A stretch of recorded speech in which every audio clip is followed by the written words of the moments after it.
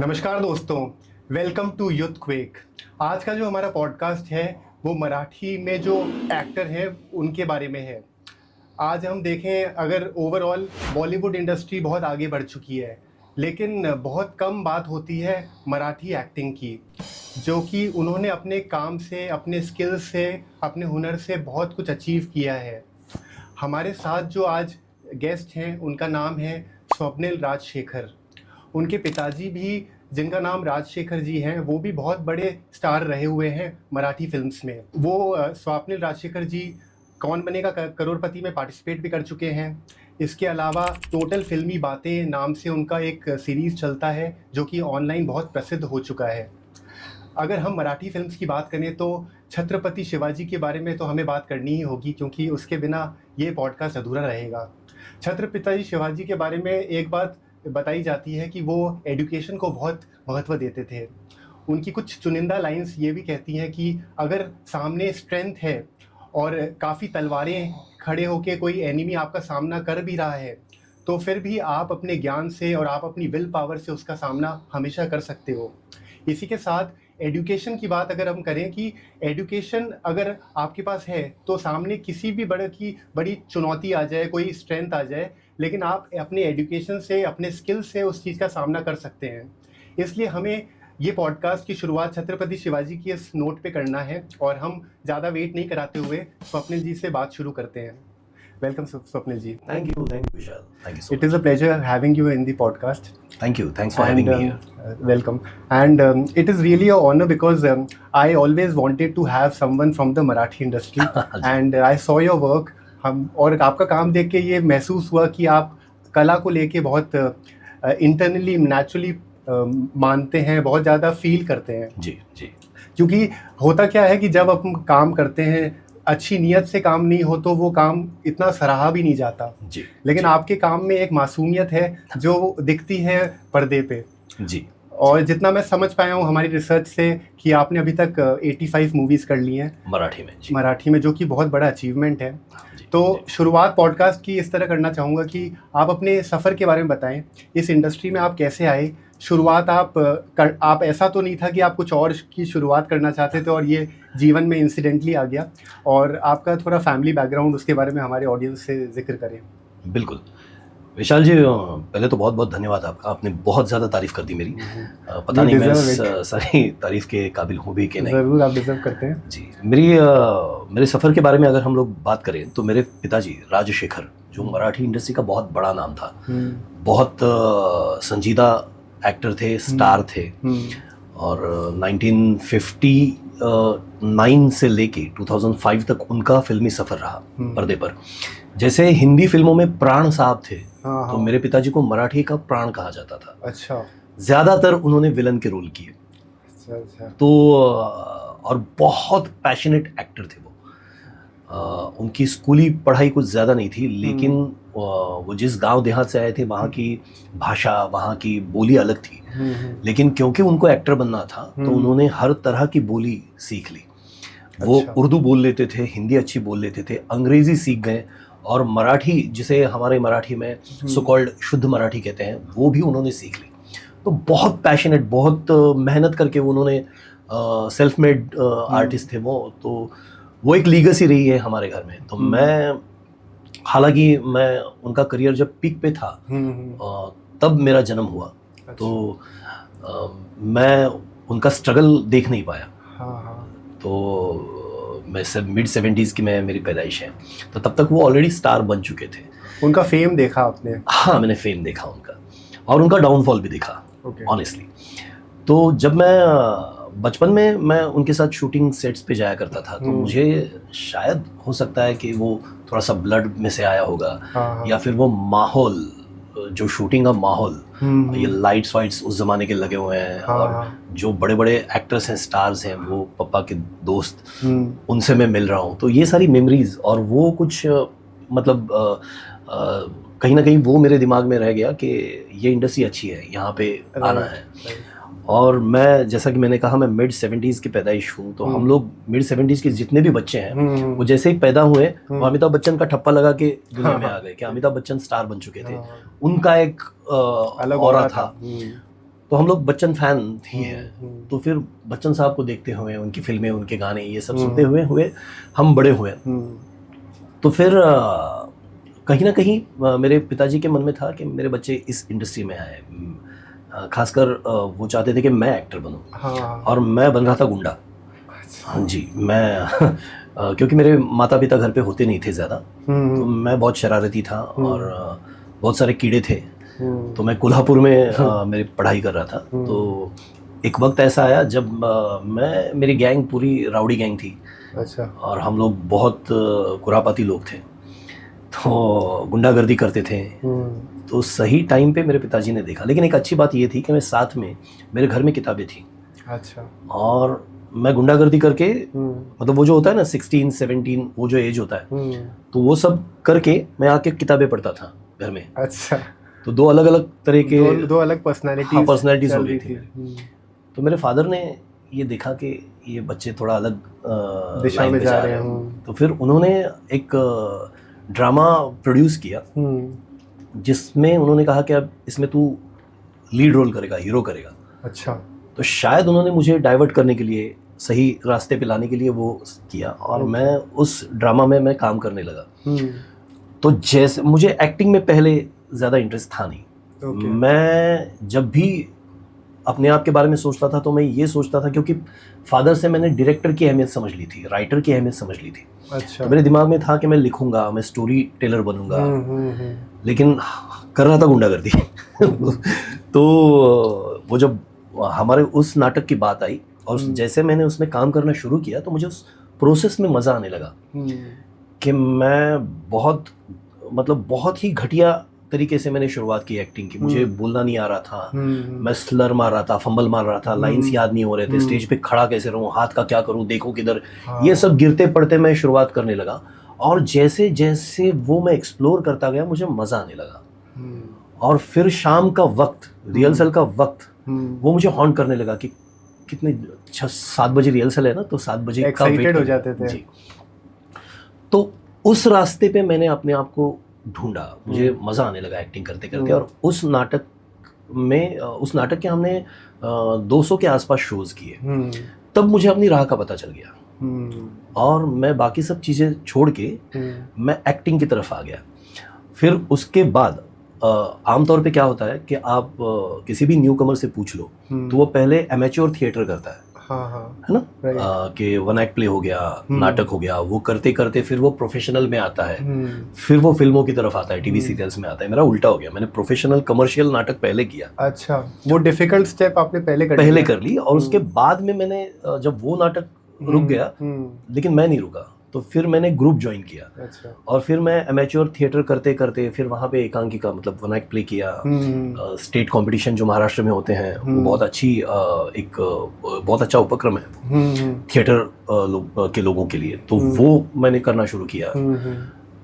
तो वैसे मेरा सफ़र शुरू हुआ। फिर पहली फिल्म मिली, टीवी सीरियल मिलने लगे, तो ऐसे मैं एक्टर बन गया। हालांकि मैंने कैमरा पहली बार फेस किया था जब मैं 6 साल का था। एक मराठी फिल्म थी तमासगीर, जिसका नाम था, तमाशा आप जानते होंगे, महाराष्ट्र की लावणी वगैरह आप समझते होंगे, तो वो एक फिल्म का नाम था तमासगीर। अच्छा। तो उसमें मैंने 2 दिन का काम किया था, हीरो के बचपन का रोल किया था। अच्छा। हाँ जी। उसके बाद मैंने नेक्स्ट डे स्कूल जाने से मना कर दिया। बोला आप स्कूल क्या जाना, मैं तो काम कर रहा हूँ, मुझे पैसे भी मिले होंगे। पिताजी टेंशन में आ गए होंगे। जी जी बिल्कुल। तो उन्होंने 2 लाफे लगा के मेरे को स्कूल भेज दिया, वो जो आमतौर से होता है। तो आप कह सकते हो कि मैंने 80s में शुरुआत की, लेकिन करियर मेरा 90s, मिड 90s के बाद शुरू हुआ। तो आपके पिताजी के बारे में आपने इतनी अच्छी बात बताई, और आई एम श्योर जो उनका इतना बड़ा एक्सपीरियंस रहा है मराठी फिल्म इंडस्ट्री में, और वो बहुत रिच रहा है। और होता क्या है कि अब तो सोशल मीडिया इंडस्ट्री बहुत डेवलप हो गई है, तो लोगों को पता चल जाता है कि ये इंसान इतने समय से काम कर रहे हैं, क्या काम है, वो जानकारी प्राप्त हो जाती है। लेकिन उस ज़माने में तो ये सब चीज़ें थी नहीं। लेकिन उन्होंने वो स्ट्रगल भी देखा, डाउनफॉल भी देखा, फेम भी देखा। तो आपके पिताजी से आपने ऐसी कोई 2-3 चीज़ें सीखी हो, या अभी भी आपको ध्यान हो, याद हो, कि जो एक इंग्रेन्ड क्वालिटी होती है to be a wise person? जी, बहुत कुछ सीखा है मैंने। मेरी नज़रों में उनसे उनसे ज़्यादा पैशनेट एक्टर मैंने देखा नहीं है। कि मैं समझता हूँ ना कि जो अर्ज मुझ में नहीं है, मैं अपने आप में जो मिस करता हूँ वो उनमें था। बहुत पैशनेट थे एक्टिंग को लेके, अपने फील्ड को लेके, कला के क्षेत्र को लेके बहुत ज़्यादा वो पैशनेट थे। बहुत प्यार करते थे अपने सारे कुलीग्स से, अपने टेक्नीशियन से, इस इंडस्ट्री से उनको बहुत ज़्यादा लगाव था। तो ये मतलब श्रद्धा से काम करने वाले लोग जो होते हैं ना, वो जब इस स्टूडियो के अंदर जाएंगे तो स्टूडियो में एंटर करने से पहले वहाँ की मिट्टी लेंगे, अपने माथे पे लगाएंगे और फिर अंदर जाएंगे। या फिर पंक्चुअल होना, उनकी वजह से कभी भी 1 मिनट के लिए भी शूटिंग में देरी नहीं हुई। वो सेम टाइम नाटक भी करते थे, प्रोफेशनल नाटक, और सिनेमा भी करते थे, 2-2 3-3 शिफ्ट, जो बाद में हिंदी के आर्टिस्ट ने शुरू की। ये स्टार्ट मेरे फादर के जनरेशन के लोगों ने मराठी में किया था। हाँ जी, हाँ जी। जैसे हम एग्जांपल सुनते हैं गोविंदा जी की, अमिताभ जी की, जो इतने पंक्चुअल रहे हैं, लगातार पिक्चरें करते थे वो जी। तो उदाहरण के तौर पे ये मेरे फादर किया करते थे मराठी में। मेरे फादर और उनके जो कुलीग्स थे, बहुत बड़े नाम थे, सूर्यकांत मराठी का बहुत बड़ा नाम, अरुण सरनाइक उस जमाने में, जयश्री गढ़कर, ये लोग एक टाइम पे 2-2 3-3 फिल्में कर रहे थे। तो 2 शिफ्ट में 3 शिफ्ट में ये लोग काम करते थे।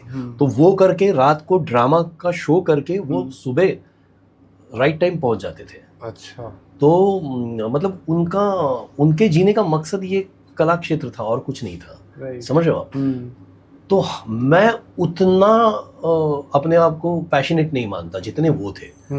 तो मैंने वो उनसे सीखा कि अगर कोई चीज आपको हासिल करनी है तो उसको शिद्दत से चाहो पहले। राइट। उसका मराठी में उसको ध्यास बोलते हैं, किसी चीज का ध्यास लेना, वो उनसे मैंने सीखा। और बाकी बतौर इंसान उनमें कुछ खामियां रही होगी, लेकिन एज एन आर्टिस्ट वो मेरे लिए बहुत आदर्श, बहुत आइडियल थे। तो बहुत कुछ सीखा है मैंने उनसे। तो स्वप्निल जी, ऐसी क्या चीज़ है जो आपने अपने फादर के पेरेंटिंग में देखी, जो आप चाहते थे कि वो चीज़ आप रिपीट नहीं करो? और क्योंकि हर ज़माने में पेरेंटिंग अलग तरह से होती है। जी जी। और पेरेंटिंग में इवॉल्वमेंट होता ही रहता है। तो आपने कभी ऐसा महसूस किया कि ये चीज़ें पुराने ज़माने में पेरेंटिंग में कमी थी, जो मैं जब पिता बन जाऊँगा तो वो चीज़ कभी नहीं करूँगा? मेरे पापा जो थे वो शायद आज के ज़माने के पिताजी थे। अच्छा। आज के ज़माने के बाप थे वो। आज जैसे एक ही बच्चा होता है तो उसको ओवर प्रोटेक्टिव होते हैं उसके बारे में, उसको पैम्पर करते हैं ज़्यादा। तो मेरे पापा उस ज़माने में हमको क्या करते थे, समय से आगे चल रहे थे। हाँ, वो आगे चल रहे थे। और थोड़ा मतलब मैं कभी कभी सोचता हूँ कि वो अगर मुझे थोड़ा डांटते, थोड़ा अगर मेरे बारे में स्ट्रिक्ट रहते, तो थोड़ा सा फर्क हो सकता था मुझ में। लेकिन वो मेरी पढ़ाई के बारे में कंसर्न नहीं थे। उन्होंने कभी मुझसे पूछा नहीं कि तुम कितने मार्क्स ला रहे हो, क्या कर रहे हो, ये कभी उन्होंने मुझे पूछा नहीं। हाँ, तुमने ये फिल्म देखी कि नहीं, ये जरूर पूछते थे। अच्छा। वो अगर मैं उनको खाली बैठा रहा तो बोलते थे जाना, ये फिल्म देख के आ जा, क्या कर रहे हैं। अच्छा। समझ रहे हो आप? मेरे घर में पूरा उल्टा माहौल था। वो उस इंडस्ट्री में थे तो ज्यादा उससे रिलेट करते थे। जी। और हम लोगों में बातें होती थी ना, वो फिल्म के बारे में होती थी। उन्होंने मुझे डायरेक्टर्स की अहमियत बताई कि डायरेक्टर किस तरह से एक पूरा सिनेमा रिलीज होने से पहले देख लेता है, शूट होने से पहले कैसे देख लेता है, वो कैसे विजुअल्स बनाता है, वो उसे कैसे साकार करता है, ये सब उन्होंने मुझे बताया। तो ये हमारी बातें होती रही। तो मैं जब बाप बना तो मैंने अपने बच्चों के बारे में बिल्कुल उल्टा किया। मैं बहुत स्ट्रिक्ट रहा बच्चों के बारे में। अच्छा। मैंने बिल्कुल उनको कोई भी मिसबिहेवियर उनका टॉलरेट नहीं किया। मैं स्ट्रिक्ट रहा कि ये करना है, ये नहीं करना है। हाँ। जो कि मेरे फादर मेरे बारे में नहीं थे। हाँ, राइट। तो मैंने उल्टा हुआ है एक्चुअली। लेकिन मैं आपको बताऊं कि बहुत अच्छा सवाल था आपका। Thank you. मैंने अपने फादर से एक चीज़ सीखी कि किसी भी मौके को पहचानो, इस मौके की मांग क्या है उसको देखो। मतलब मैं जब भी कभी प्रॉब्लम में आ गया मेरी हरकतों की वजह से, मेरे पिताजी मेरे बाजू में खड़े थे, वो मेरा सपोर्ट सिस्टम थे, उनका हाथ मेरे कंधे पे था। उस वक्त उन्होंने मुझे कभी नहीं डांटा कि ये तुमने गलत क्यों किया, ऐसे क्यों किया, अगर ऐसे करते तो ये नहीं होता, ये नुकसान नहीं होता, ये उन्होंने नहीं किया। वो उस टाइम पे बोलते थे चलते से गलती हो गई ना, देख लेंगे, कुछ कर लेंगे। राइट। समझो, तो मुझे वो जो बूस्ट मिलता था और एक बाप का हाथ बच्चे के कंधे पे होना बहुत बड़ी बात होती है। राइट। तो वो मैं जब अपने बच्चों के बारे में जब मैं स्ट्रिक्ट हो रहा था, तब मैंने वो भी अपने दिमाग में रखा कहीं ना कहीं कि ये मोमेंट पे ये नहीं करना है। राइट। ये मोमेंट पे इनको सहारा देना है अगर कुछ बड़ा हो जाए तो। राइट। एक्चुअली देखा जाए तो कि जो क्रिएटिव पर्सन होते हैं, जो बुक्स का शौक रखते हैं, जो मूवीज़ में रहते हैं, या फिर जिनको पेंटिंग का शौक है, मुझे कहीं ना कहीं लगता है कि वो एज पेरेंटहुड को बेहतर समझते हैं, वो रिलेशनशिप को, इमोशंस को बेहतर समझते हैं। वो इस बात को ज़्यादा समझते हैं कि rather than chasing success, you should always chase abilities, right, be an able person. Correct. अब हमारे होता ये रहा है ट्रेडिशनली कि एक भेड़ चाल चलती है कि अगर फला बच्चे ने 95% लाए हैं तो तुमको तो लाना ही है, अगर 95 नहीं तो 90 तो लाना ही है, और अगर 80 ले आओगे तो you are not worth it, और इसके बियॉन्ड जिंदगी को देखना सही बात नहीं है। सही है। और अगर ओवरऑल पोटेंशियल समझने की बात सोचें तो एकेडमिक्स के बियॉन्ड भी पोटेंशियल समझ सकते हैं। विशाल जी, मैं इसके बारे में और एक बात बताना चाहूँगा। बहुत सारे मेरे फादर के ज़माने से लेकर आज अभी जब मैं काम कर रहा हूँ तो मुझे एक अलग एक्सपीरियंस होता है कि माँ बाप अपने बच्चों को एक प्लेटफॉर्म देने के लिए बहुत ज़्यादा बेताब होते हैं, बच्चों से ज़्यादा। हाँ। मतलब वो चाहते हैं कि मेरा बच्चा सेंटर स्टेज पे दिखे, हाँ। वो चाहते हैं कि मेरा बच्चा टीवी पे दिखे, मेरा बच्चा स्क्रीन पे दिखे। ये वो जो अपना ख्वाब है ना, तो वो बच्चों में डाल देते हैं। ऐसा भी होता है। हाँ। मतलब ये सिर्फ एकेडमिक के बारे में है नहीं। हाँ, बहुत बार वो बच्चों को पुश करते हैं क्योंकि वो टीवी पे नजर आए। मैं अभी जो टीवी सीरियल्स करता हूँ, फिल्में करता हूँ, मैं देखता हूँ कि वो बच्चा 4, 5, 6 साल का बच्चा वो थक चुका है। हाँ। उसको काम नहीं करना है, उसकी जो क्यूरियोसिटी कैमरा और ये सब को लेके है वो निकल चुकी है। दूसरे दिन वो बच्चा परेशान हो जाता है कि कितना काम करना है, मुझे छोड़ दो, मुझे जाना है, मुझे सोना है। और माँ बाप उसको पुश करते रहते हैं, उसको जगाते रहते हैं, काम पे लगाते रहते हैं। मैं मतलब अभी हाल ही में एक छोटी लड़की के साथ में काम कर रहा था। उस लड़की के लिए मैजिक वर्ड्स थे पैकअप। 4 साल की बच्ची, उसको पैकअप सुनाई दिया तो वो फ्रेश हो जाती थी। वो इतना इरिटेट हो रही थी वो शूटिंग के प्रोसेस से, लेकिन उसके माँ बाप वो उसको हिला डुला के रेडी करके वो। तो मैं ये सोचता था कि इनको अपने बच्चे पे तरस क्यों नहीं आता, इनको दिखता नहीं है क्या बच्चे की आंखों में नींद है? ये क्यों नहीं बोलते कि मेरी बच्ची 4 घंटे से ज्यादा काम नहीं करेगी? आप क्यों नहीं बोल सकते? तो ये बहुत बार ये होता है कि पेरेंट्स ही अपने बच्चों में कुछ दुश्मन बन जाते हैं। दुश्मन बन जाते हैं इस तरह से। आजकल मैं रियलिटी शोज में जो देख रहा हूँ, 4 साल के 5 साल के बच्चे जो उनकी समझ नहीं है वो एक्सप्रेशंस देके डांस कर रहे हैं। मुझे वो कहीं पे जाके मुझे वो क्रिमिनल लगता है। हाँ, ऑफ कोर्स। क्या उनके पेरेंट्स को समझ में नहीं आता कि ये लड़के की या इस लड़के की ये उम्र नहीं है कि वो एक्सप्रेशन को समझे? डेफिनेटली। आप कला को प्रेजेंट कब करोगे? जब आप उसको समझोगे, यहाँ पे दिमाग में आपके उतरेगी कि मुझे इस तरह से एक्सप्रेस करना है, उस भावना को आप समझोगे। आप कैसे, मतलब वो जो अगर मैं वो नाम ले सकूं, कैसा पौवा चढ़ा के आई वाला जो गाना है, चिकनी चमेली, 4 साल की बच्ची कैसे समझेगी उस इमोशन को? वो सिर्फ कॉपी करेगी किसी के अपने मेंटोर की या अपने टीचर की कॉपी करेगी। आप उसके दिमाग में विंग करना या फिर अपने हिप्स को मूव करना, ये सब कैसे डाल रहे हो? और उन शब्दों को मान लीजिए उसने रट के कैसे तैसे फोर्सफुली कर भी लिया परफॉर्म, लेकिन उसके दिमाग में जरूर ये बातें चलेंगी कि ये इन बातों का मतलब क्या है, इन लिरिक्स का मतलब क्या है। जी। तो बेसिकली आप समय से पहले ही उसको बड़ा बना रहे हो, बोनसाई बना रहे हो, उसके बचपन को खत्म कर रहे हो, खा रहे हो। ऐसा भी मुझे लगता है। और ये मैं आजकल बहुत देखता हूँ कि ये माँ बाप बहुत अपने बच्चों में अपने ख्वाब पूरे करने की एक सोच रखते हैं। I often get surprised Swapnil ji कि पेरेंट्स जो हैं वो बच्चों को एक बार भी ये क्यों नहीं पूछते हैं कि तू क्या चाहता है? जी। It is such a simple question. बिल्कुल। लेकिन ये जो रोबोटिक लाइफ हो गई है ना सबकी, उसमें ये सवाल पूछना ही भूल जाते हैं, या फिर वो कोई ना कोई अपने स्टिग्मा के साथ चलते हैं कि अगर जो ख्वाब मेरे पूरे नहीं हुए मैं अपने बच्चों के थ्रू उसको पूरा करूंगा। जी। तो that becomes very dangerous for the kid, because प्रकृति ने हर इंसान को अलग बनाया है और किसी मकसद से बनाया है।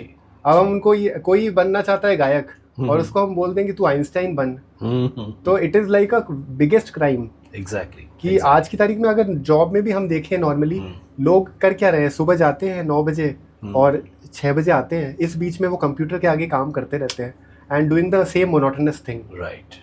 तो अगर इसी बात पे आपसे ये सवाल पूछा जाए कि अगर आपको वापस से आपके 20s में भेज दिया जाए और पूछा जाए कि अब आप क्या चेंज करना चाहते हो अपनी लाइफ को, किस तरीके से चेंज करना चाहते हो, क्योंकि हर इंसान इवॉल्व होता है, वाइज होता है over a period of time, तो कुछ चीज़ें आपको लगती होगी कि काश मुझे ये 20 साल की उम्र में पता चल गया होता तो मेरा फ्यूचर डिफरेंट होता। तो आप कैसे क्या चेंज करना चाहेंगे? मैं तो पहले अपना नज़रिया चेंज करना चाहूँगा। मैं 20s में जिस तरह से दुनिया को देखता था और मैं जैसे अपने ओपिनियंस को लेके, अपनी सोच को लेके मैं रिजिड था, या मैं बहुत ज़्यादा कि यही सही है, ये गलत होता है, ये सफ़ेद होता है, ये काला होता है, इस तरह की जो सोच थी मेरी, मैं उसको बदलना चाहूँगा अगर ऐसा मौका मिले। बाद में जाके पता चला कि ऐसा नहीं होता भैया, कुछ सफ़ेद काला नहीं होता, कोई सोच पूरी तरह से सही या गलत नहीं होती। हर एक के मायने अलग होते हैं, हर एक का दृष्टिकोण अलग होता है। और अभी सोचता हूँ कि मैंने उस टाइम पे कितने गलत डिसीजंस लिए होंगे, कितना मैं जजमेंटल रहा हूँगा लोगों के बारे में। तो ये मुझे एक तो करना पड़ेगा। और अपनी ज़िंदगी के बारे में कहूँ तो मैंने जैसे कहा ना, मैं थोड़ा सा डिसिप्लिन शायद अपनी ज़िंदगी में ला पाता सही वक्त पे। मैं बहुत आलसी, बहुत लेज़ी था। मैं एक तो मैंने शादी बहुत जल्दी कर ली। मैं 22 साल की उम्र में मैं मैरिड था। अच्छा। मेरी बच्ची भी हो गई 1 साल के अंदर। तो मैं बहुत ज़िंदगी को ईजिली ले रहा था और ऐसा लग रहा था कि यार ये तो हो जाएगा, ये तो आ ही जाएगा। हालांकि मैंने मेहनत करने में कोई कमी नहीं की, लेकिन सही दिशा में अगर मैं मेहनत करता तो मैं आज शायद थोड़ा सा अलग ज़िंदगी में जीता। आज इस उम्र में मैं जो करने की सोच रहा हूँ, ये शायद मैंने 10 साल 15 साल पहले कर लिया होता। आज मैं सोच रहा हूँ कि मैं कहानियाँ लिखूँ, आज मैं सोच रहा हूँ कि मुझे स्टोरी टेलर बनना है, डायरेक्टर बनना है। ये अगर मैं सही दिशा में मेहनत करता हूँ तो मैं शायद अपने 20s में ये सब कर लेता। तो अगर ऐसा मौका मिले तो जाके करेक्ट करूँगा मैं। एक्चुअली हमारे जो पॉडकास्ट का जो मंत्र है ना, वो यही है कि discipline is greater than motivation. Right. कि रेगुलरली हम जो डेली बेसिस पे अपना जो कन्विक्शन से जीते हैं लाइफ को, वो ही हमारा फ्यूचर बदलता है। जी जी। अब मान लीजिए एक दिन हम मोटिवेट हो गए और 4 दिन मोटिवेट नहीं है, और फिर हम 6th डे वापस कोशिश करें उसको करने की, रिकवर करने की, तो वो प्रोडक्टिविटी लेवल वैसी होती नहीं है। सही है। तो इसी वजह से बहुत बार ऐसा भी होता है कि हम जो अपने साथ जो कॉन्वर्सेशन करते हैं, हमारा जो सेल्फ टॉक होता है, वो बहुत नेगेटिव होता है। पूरे दिन में 24 घंटे होते हैं, तो उसमें 20 घंटे हम अपने बारे में नेगेटिव ही बात करते रहते हैं। जी, जी। और ऐसी बातें सोचते या फिर उल्टा भी होता है। हाँ, बहुत ज्यादा पॉजिटिव भी कर लेते हैं क्या, मतलब आपको दिख रहा है कि आप मुंह पे गिर रहे हो, सही नहीं जा रहे, लेकिन फिर भी आप रहे नहीं हो जाएगा यार, चलो छोड़ो। ऐसा भी करते हैं बहुत बार, ये भी होता है। तो ये खुद के लिए डेंजरस हो जाता है कि अपने को प्रैक्टिकल भी रहना चाहिए और उस लाइन में डिसिप्लिन भी रहना चाहिए। और जिंदगी में जितने जल्दी हो सके आपको ईगल व्यू पे आना है। हम क्या करते हैं ना, हम मतलब सबके साथ होता है, ये नेचुरल सी बात है कि हम अपने पॉइंट ऑफ व्यू से दुनिया देखते हैं। और ये तो बहुत लोगों के साथ होता है कि वो ताउम्र जब तक वो मर नहीं जाते वो अपने ही पॉइंट ऑफ व्यू से दुनिया देखते रहते हैं। लेकिन कहीं ना कहीं आपको ये समझना होगा कि आपके दृष्टिकोण से परे भी एक दुनिया है, और भी एक परसेप्शन है, और एंगल्स हैं। आप जितना सिचुएशन को ऊपर से देखोगे ना, तो आपको पता चलेगा कि अगर मैं सही हूँ तो सामने वाला भी सही है। सिचुएशन अलग है। एक्चुअली पर्सपेक्टिव्स दोनों का समझना जरूरी है। ये इस तरह से नहीं जी सकते कि अगर मैंने जो सोच लिया वही है, वही सच है और कुछ नहीं है। जी जी जी। तो मतलब मैं आपको बताऊं ना, मैं एक ज़माना था, अब मुझे शर्म आती है कि मैं चीज़ों को बहुत गलत तरीके से दिखता था। मैं कुछ इंसानों को, कुछ लोगों को ऐसे दिखता था कि ये इन्होंने हमारा नुकसान किया है, या फिर इनकी वजह से ये सब हुआ है। अब मैं जाके सोचता हूँ तो कि ये तो कुछ नहीं था। ये तो उस समय की बात थी। करेक्ट। ऐसा था नहीं, उनकी भी अपनी एक भूमिका थी। राइट। अब मैं समझने लगा हूँ कहीं जीवन के बीच के पड़ाव में आके, ये अगर मैं पहले कर लेता। और आज की जनरेशन के लिए ना ये पॉसिबल है विशाल जी। मतलब मैं क्या है ना, मैं 90s में बड़ा हुआ हूँ। मैं यंग था, मैं मिड 90s में मैं जवान हुआ, कॉलेज वगैरह कर रहा था। उस टाइम पे हम लोग को ज्यादा एवेन्यूज नहीं थे, ज्यादा हम लिमिटेड सोर्सेज थे हमारे पास। आज बच्चों के पास सब कुछ है, आज के यूथ के पास सब कुछ है कि आपको हर एक तरीके से आप इक्विप्ड हो। सोच थोड़ी सी आपकी और ज्यादा गहरी हो जाती है आज के जमाने में। हमको उस पड़ाव पे आते आते थोड़ा टाइम लग गया, ऐसी बात है। मगर आपका सौभाग्य ये था कि आप लोग सोशल मीडिया की जो एडिक्शन है उससे बचे हुए थे। जी जी बिल्कुल, जो कि दर्दनाक है। जी जी जी बिल्कुल बिल्कुल बिल्कुल बिल्कुल। हम लोग उस जमाने के हैं जिस जमाने में घर में टेलीफोन लगना बहुत बड़ी चीज थी। वीडियो फोन फैंटेसी फिल्मों का एक हिस्सा था, वीडियो कॉलिंग वगैरह, कि आदमी को आप सामने देख के बात कर सको, ये सब। बाकी ये जो एक क्लिक में वीडियो और फोटोज एक दूसरे, मतलब एक जो हैंडसेट आया था नोकिया का, एक पहला मल्टीमीडिया हैंडसेट जो था जिसमें वीडियो प्ले होता था, उसको देखने में हमारी आज जितना मैं हूँ उसकी आधी उम्र निकल चुकी थी वो हैंडसेट आते आते। वो नोकिया का फोन आया था, it got famous so much. जी वो एक रेवोल्यूशन हो गया था। पर ये है कि अगर ओवरऑल समझे, फैमिली एक दूसरे के साथ जो मेंबर्स हैं वो एक दूसरे के साथ बात भी नहीं कर रहे, फ़ोन में लगे हुए हैं, 4 दोस्त बैठे हुए हैं वो भी फ़ोन में लगे हुए हैं। They are not even understanding कि जो ब्यूटी है इस रिलेशन की, इस माहौल की, उसको ख़त्म किया जा रहा है getting isolated with a technology. Correct. And they are themselves not understanding. Right. ये सबसे बड़ी प्रॉब्लम है। और अगर ओवरऑल हम समझे इस बात को तो सबसे इम्पोर्टेंट लाइफ में होता है फ्रीडम। हर इंसान चाहता है कि उसको ना आज़ादी मिले, आज़ादी अपनी सोच की, अपनी ज़िंदगी को जीने की और वो करने की जो वो हमेशा से करना चाहता है। लेकिन होता ये है कि, और मैं बहुत हैरान होता हूँ कि ये फ्रीडम जो किसी को नहीं मिलती वो एंटरटेनमेंट वर्ल्ड में भी लोगों को नहीं मिलती, जो कि क्रिएटिव वर्ल्ड है। क्रिएटिव वर्ल्ड में बिना फ्रीडम के आप क्या कर लोगे जी। और सबसे बड़ा प्रॉब्लम यह है कि यहाँ ईगो इतना ज़्यादा है, यहाँ पे घमंड है इतना ज़्यादा, पावर पॉलिटिक्स इतनी ज़्यादा है। मैंने स्पाइडरमैन का एक डायलॉग याद है मुझे जहाँ पे वो कहते हैं कि with great power comes great responsibilities. लेकिन होता क्या है कि जैसे जैसे लोग पावर की भूमिका में ऊपर जाते रहते हैं और उनके साथ बुरा होता रहता है तो वो खुद भी बुरे बनते रहते हैं और वो इतने बेरहम बन जाते हैं कि उनके जो नीचे के लोग हैं वो उन पे और सितम ढाते हैं। सही। और वो कभी ये नहीं सोचते कि जो चीज़ मेरे साथ हुई वो मैं कभी किसी और के साथ नहीं होने दूंगा। और वो इस इंडस्ट्री में भी ये चीज़ है, बॉलीवुड में तो बॉलीवुड का तो पता है हमें, सुना है, इतना कुछ पता चल जाता है। मराठी फिल्म्स में भी ऐसी बात है क्या जहाँ पे कास्टिंग काउच और ये जो पावर पॉलिटिक्स है लोग डोमिनेट करते हैं, जो रियल टैलेंटेड लोग हैं उनको सही मौका नहीं देते हैं, ऐसा वहाँ पे भी है क्या? तो स्वप्निल जी इसके बारे में आपकी क्या राय है? देखिए विशाल जी, ये फिल्म इंडस्ट्री हो या कोई भी इंडस्ट्री हो तो हर स्वभाव के लोग वहाँ पे हैं। तो मराठी इंडस्ट्री भी कोई ऐसी अलग इंडस्ट्री नहीं है। लेकिन क्या है ना कि मराठी लोग जो हैं वो बहुत सिंपल होते हैं ज़्यादातर छाछू यहाँ पे होती नहीं है। अच्छा। मतलब स्टारडम होता है, लोग एक मुकाम हासिल कर लेते हैं, सब होता है, लेकिन ज़्यादातर यहाँ पे लोग फैमिली एज अ फैमिली काम करते हैं। अच्छा। ऐसा नहीं है कि जिन चीज़ों की आप बात कर रहे हैं वो होती नहीं है, वो होती है, थोड़ा कम लेवल पे होती है। अच्छा। और उसका परसेंटेज बहुत कम है। यहाँ पे क्या होता है ना, यहाँ पे ग्रुप्स बनते हैं। एक अगर मान लीजिए एक थिएटर करने वाला ग्रुप है, उसी में से अगर कोई डायरेक्टर बन गया तो वो अपने थिएटर के जितने लोग हैं उनको कास्ट करेगा और उन्हीं के साथ फिल्म्स बनाता रहेगा बहुत सालों तक। ये यहाँ पे होगा। और जैसे आपने कहा ना कि इंसान की फितरत, जो इंसान का मूल तत्व है, मराठी में हम जिसको पिंड बोलते हैं, है ना, या फिर चाइनीज में शायद जिसको ची बोलते हैं, जो पता नहीं मुझे, तो वो किस तरह का है इस पर ये सारी बातें निर्भर होती हैं। अच्छा। बहुत से लोग, हर कोई स्ट्रगल करता है अपनी ज़िंदगी में, बहुत से लोग ऐसे होते हैं जो जिनका मूल तत्व अच्छा है, वो सोचेंगे कि यार मैंने ये सब कुछ सहा है, मैंने इंसल्ट सहा है, मैंने छोटी छोटी बात पे लोगों की गालियां खाई है, मैंने डोमिनेशन सहा है, तो ये नया लड़का आ रहा है विशाल, मैं इसको बोलूं कि यार तू थोड़ा बच के रहना, तो थोड़ा ये हो तो इग्नोर करना, अपने काम पे फोकस करना। ये अगर मेरा मूल तत्व अच्छा है तो मैं ये सोचूंगा। अगर वो मेरा सही नहीं है तो मैं बोलूंगा कि ये तो होना है, इसको समझने दो, इसको गालियां खाने दो, बल्कि मैं उल्टा और गालियां दूंगा। जो भी मेरा बैगेज है वो मैं आपके ऊपर थोपूंगा। ये मेरा जहन कैसा है ना, मेरी सोच कैसी है, उसके ऊपर होता है।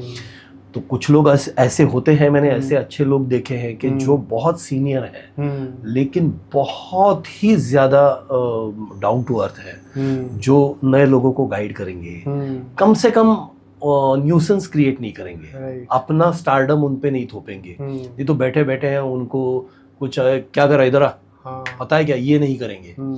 कुछ लोग होते हैं जो ये सब करते हैं, वो जानबूझ के जो उन पे बीती है वो करते हैं। तो फिर आपको वो बाजू में बैठने भी नहीं देंगे। अगर कोई नया लड़का गलती से मेकअप रूम में आ गया तो उसको इंसल्ट करेंगे, वो बोलेंगे ये कैसे आ गया अंदर। ये भी करते हैं, तो ये होता है। लेकिन क्या है ना, देखिए ये सारा, ये आप जब एक पावर गेम की बात करते हो तो वो पावर, उसका इलाका कितना बड़ा है, उसका दायरा क्या है, उसके ऊपर डिपेंड करता है। बॉलीवुड में आप जब जाते हो वहाँ अरबों की बात हो रही है, वहाँ 600-700 करोड़ की बात हो रही है, वहाँ का पावर गेम टोटली अलग है। आप मराठी में आते हो तो आज भी 4-5 करोड़ में फिल्में बन जाती हैं, यहाँ 10-12 करोड़ की बात होती है। ये जो फर्क है ना, उसके हिसाब से सारी चीजें बनती हैं। यहाँ पे वो उतना कटथ्रोट कंपटीशन नहीं होता। ज्यादातर लोग अच्छे हैं, ज्यादातर लोग मिल बांट के काम करते हैं, साथ मिल के काम करते हैं। हमारे यहाँ पे बहुत अच्छी एक बात है कि हर एक एक्टर को हम, जैसे साउथ में होता है, यहाँ पे दादा, मामा, काका, माउशी, अच्छा वैसे मौसी, ऐसे एड्रेस करते हैं। और ये ऑडियंस भी कनेक्ट करती है। जैसे अशोक सराफ आप जानते होंगे, उनको सारी इंडस्ट्री और ऑडियंस मामा बुलाते हैं, अशोक मामा। तो वो एक कनेक्शन बनता है। जैसे सुलोचना जो बहुत बड़ी कैरेक्टर आर्टिस्ट रही है, उनको दीदी बोलते हैं लोग, लता को दीदी बोलते हैं, लता जी को दीदी बोलते थे लोग, आशा ताई बोलते हैं, समझते हो। तो वो थोड़ा सा एक यहाँ पे है।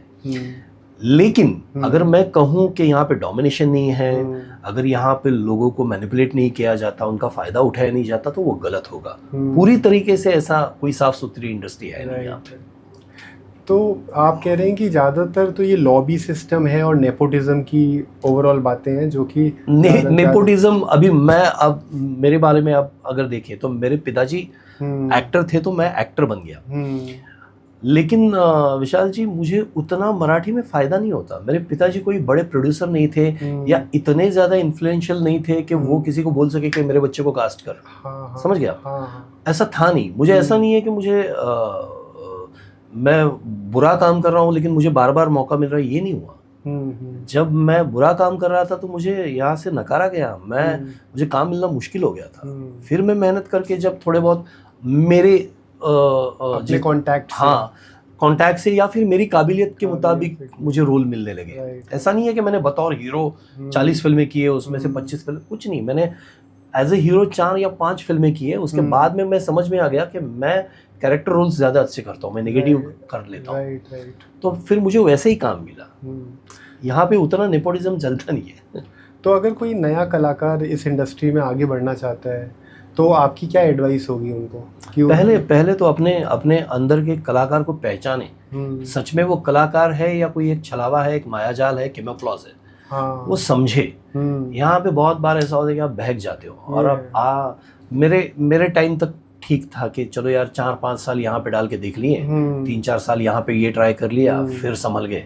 आज वो मौका नहीं है आपके पास। आज जिंदगी इतनी महंगी हो चुकी है कि आपको सही रास्ते पे आना, सही वक्त पे आना, सही सोच के साथ आना जरूरी है। तो किसी बहकावे में आके ये इस इंडस्ट्री में नहीं आना चाहिए। आपको पहले देख लो। भले आपको आपके माता पिता बोल रहे हो, आपके पड़ोसी बोल रहे हो, दोस्त बोल रहे हो कि क्या कितना अच्छा दिखता है, तो कितना अच्छा डांस करता है, तो रील में तो छाया हुआ है, तो क्या हंसा। ये सब छलावा होता है। आर्टिस्ट बनने के लिए सबसे पहले आपको इस इंडस्ट्री के लिए, अपनी कला के लिए पैशनेट होना बड़ा जरूरी है। आप अगर वो सब, आप पेशेंस आप में है, यहाँ पे हो सकता है कि आपको सालों तक मौका ना मिले। हो सकता है कि आपकी जिंदगी बहुत संघर्षमय हो। वो सब सहने वाले हो, फिर भी इस पाथ पे चलना है, उतना पैशन है, तब आओ। वरना भैया टाइम वेस्ट मत करो। जो, और मैं तो, वो बहुत लोग ऐसे होते हैं कि बहुत बच्चे आके बोलते हैं कि मैं 3-4 साल देखूंगा यहाँ पे कुछ बनता है नहीं तो फिर मैं ये करना है। तो मैं बोलूँगा वही कर। ये 3-4 साल उसमें इन्वेस्ट कर जो तेरा प्लान बी है, तो वो तेरा प्लान ए बन जाएगा। क्योंकि यहाँ पे ऐसा होता नहीं है। आजकल बहुत टैलेंटेड लोग यहाँ पे इंडस्ट्री में आते हैं, उनको काम मिलता है। आज इतने एवेन्यूज़ हैं, आज इतनी सारी रास्ते, इतनी सारी राहें यहाँ पे खुली हुई है कि यहाँ पे भीड़ चल रही है। और अच्छे टैलेंटेड लोगों की, मेहनती लोगों की यहाँ पे ज़रूरत है और वो यहाँ पे पूरी होती है। तो हाफ हार्टेड कुछ मत करो, ये तो मैं कहूँगा ज़रूर। तो आपके लाइफ में, जैसे आपने बताया, आपके फादर एक बहुत बड़े इंस्पिरेशन रहे हैं। उनके अलावा आप आप किनको रोल मॉडल मानते हैं, किन से आप बहुत इंस्पायर होते हैं? बहुत अलग अलग क्षेत्र के बहुत ज़्यादा लोग हैं। मैं मेरे बारे में एक बहुत अच्छी बात मुझे लगती है कि मैं बहुत अच्छा रिसीवर हूँ। अच्छा। मुझे किताबें बहुत पसंद है, किताबें मेरी ज़िंदगी का बहुत बड़ा हिस्सा रही हैं। म्यूज़िक मेरे ज़िंदगी का बहुत बड़ा हिस्सा रहा है। मैंने बहुत अच्छे अच्छे गुणी कलाकारों का काम पैशनेटली देखा है, आज भी देखता हूँ। मैं आज भी, विशाल जी आपको बताऊँ, मैं भागते हुए थिएटर की तरफ जाता हूँ। शो का जो टाइम है मुझे वो मिस नहीं करना होता। मैं सफ़ेद पर्दे से फिल्म देखना चाहता हूँ आज भी। हाँ। जब मैं जाऊँ तो स्क्रीन सफ़ेद हो, और जब मैं थिएटर से निकलूँ तब स्क्रीन सफ़ेद हो। राइट। एंड स्क्रॉल हो जाने के बाद मैं निकलूँगा। हाँ। ये मैं शिद्दत के साथ करता हूँ। ये 90s का टाइम आप बता रहे हो जी, और उस टाइम ऐसा ही होता था। उस टाइम ऐसा होता खुलते था। थे जी, खुलते थे, आजकल तो बाकायदा पर्दा ऊपर जाता था, वेलकम का एक स्लेट आता था। ये एडवर्टाइजमेंट, उससे पहले जो एडवर्टाइजमेंट आते थे स्लेट वाले उस टाइम तक चले जाते थे जी लोग। जी जी। आज भी मैं लेकिन वो करता हूँ। अभी कुछ महीनों पहले मैं और मेरा एक भतीजा है, हम दोनों एक मूवी के लिए गए थे। तो हमको एक 5 मिनट का लेट हुआ था। मान लीजिए 4:15 का शो है, तो हम 4:20 को एस्केलेटर्स पे थे। तो वो आराम से आ रहा था, मैं एस्केलेटर्स के ऊपर भाग रहा था। तो उसने मुझे पूछा कि चाचू भाग क्यों रहे हो? मैंने बोला पिक्चर शुरू हो जाएगी। करेक्ट। तो ऐसे देखता रहा, बोला तुम, ये अभी भी तुम में वो है, तो जब तक वो मुझ में है तब तक मैं जिंदा हूँ।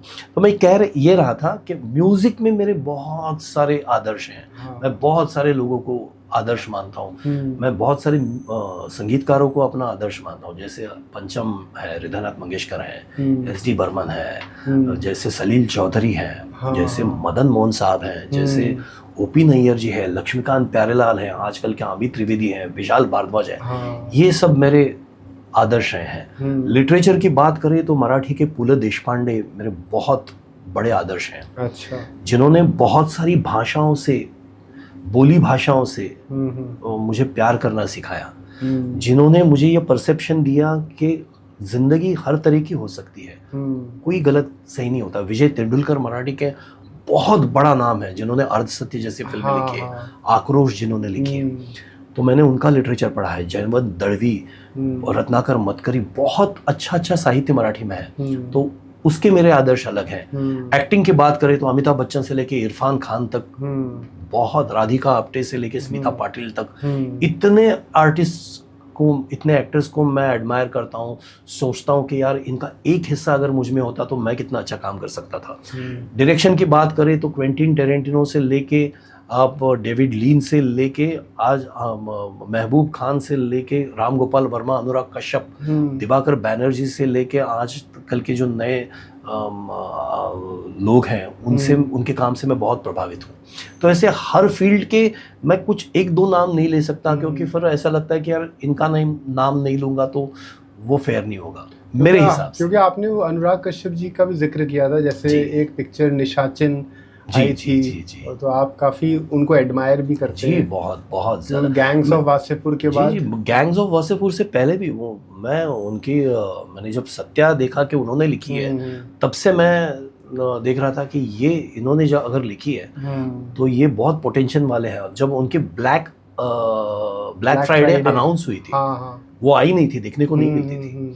मैंने उनकी जो शायद पहली फिल्म देखी वो थी देवड़ी। हाँ। और देवड़ी का उनका नजरिया देख के मैं भौचक्का रह गया। जिस तरह से उन्होंने पारो पोर्ट्रे की है उसमें, वो जिस तरह से देवदास है, जिस तरह से चंद्रमुखी है, क्या पोर्ट्रेल है उस पारो का, आज की, उस जमाने की पारो, नए जमाने के पारो, कि जो अपने बॉयफ्रेंड के लिए, अपने प्यार के लिए एक मैट्रेस लेके खेतों में चली जाती है, क्योंकि वो चाहता है इंटीमेट होना। तो वो साइकिल से मैट्रेस बांध के वो खेत में जाती है, इतना शिद्दत से प्यार करती है वो।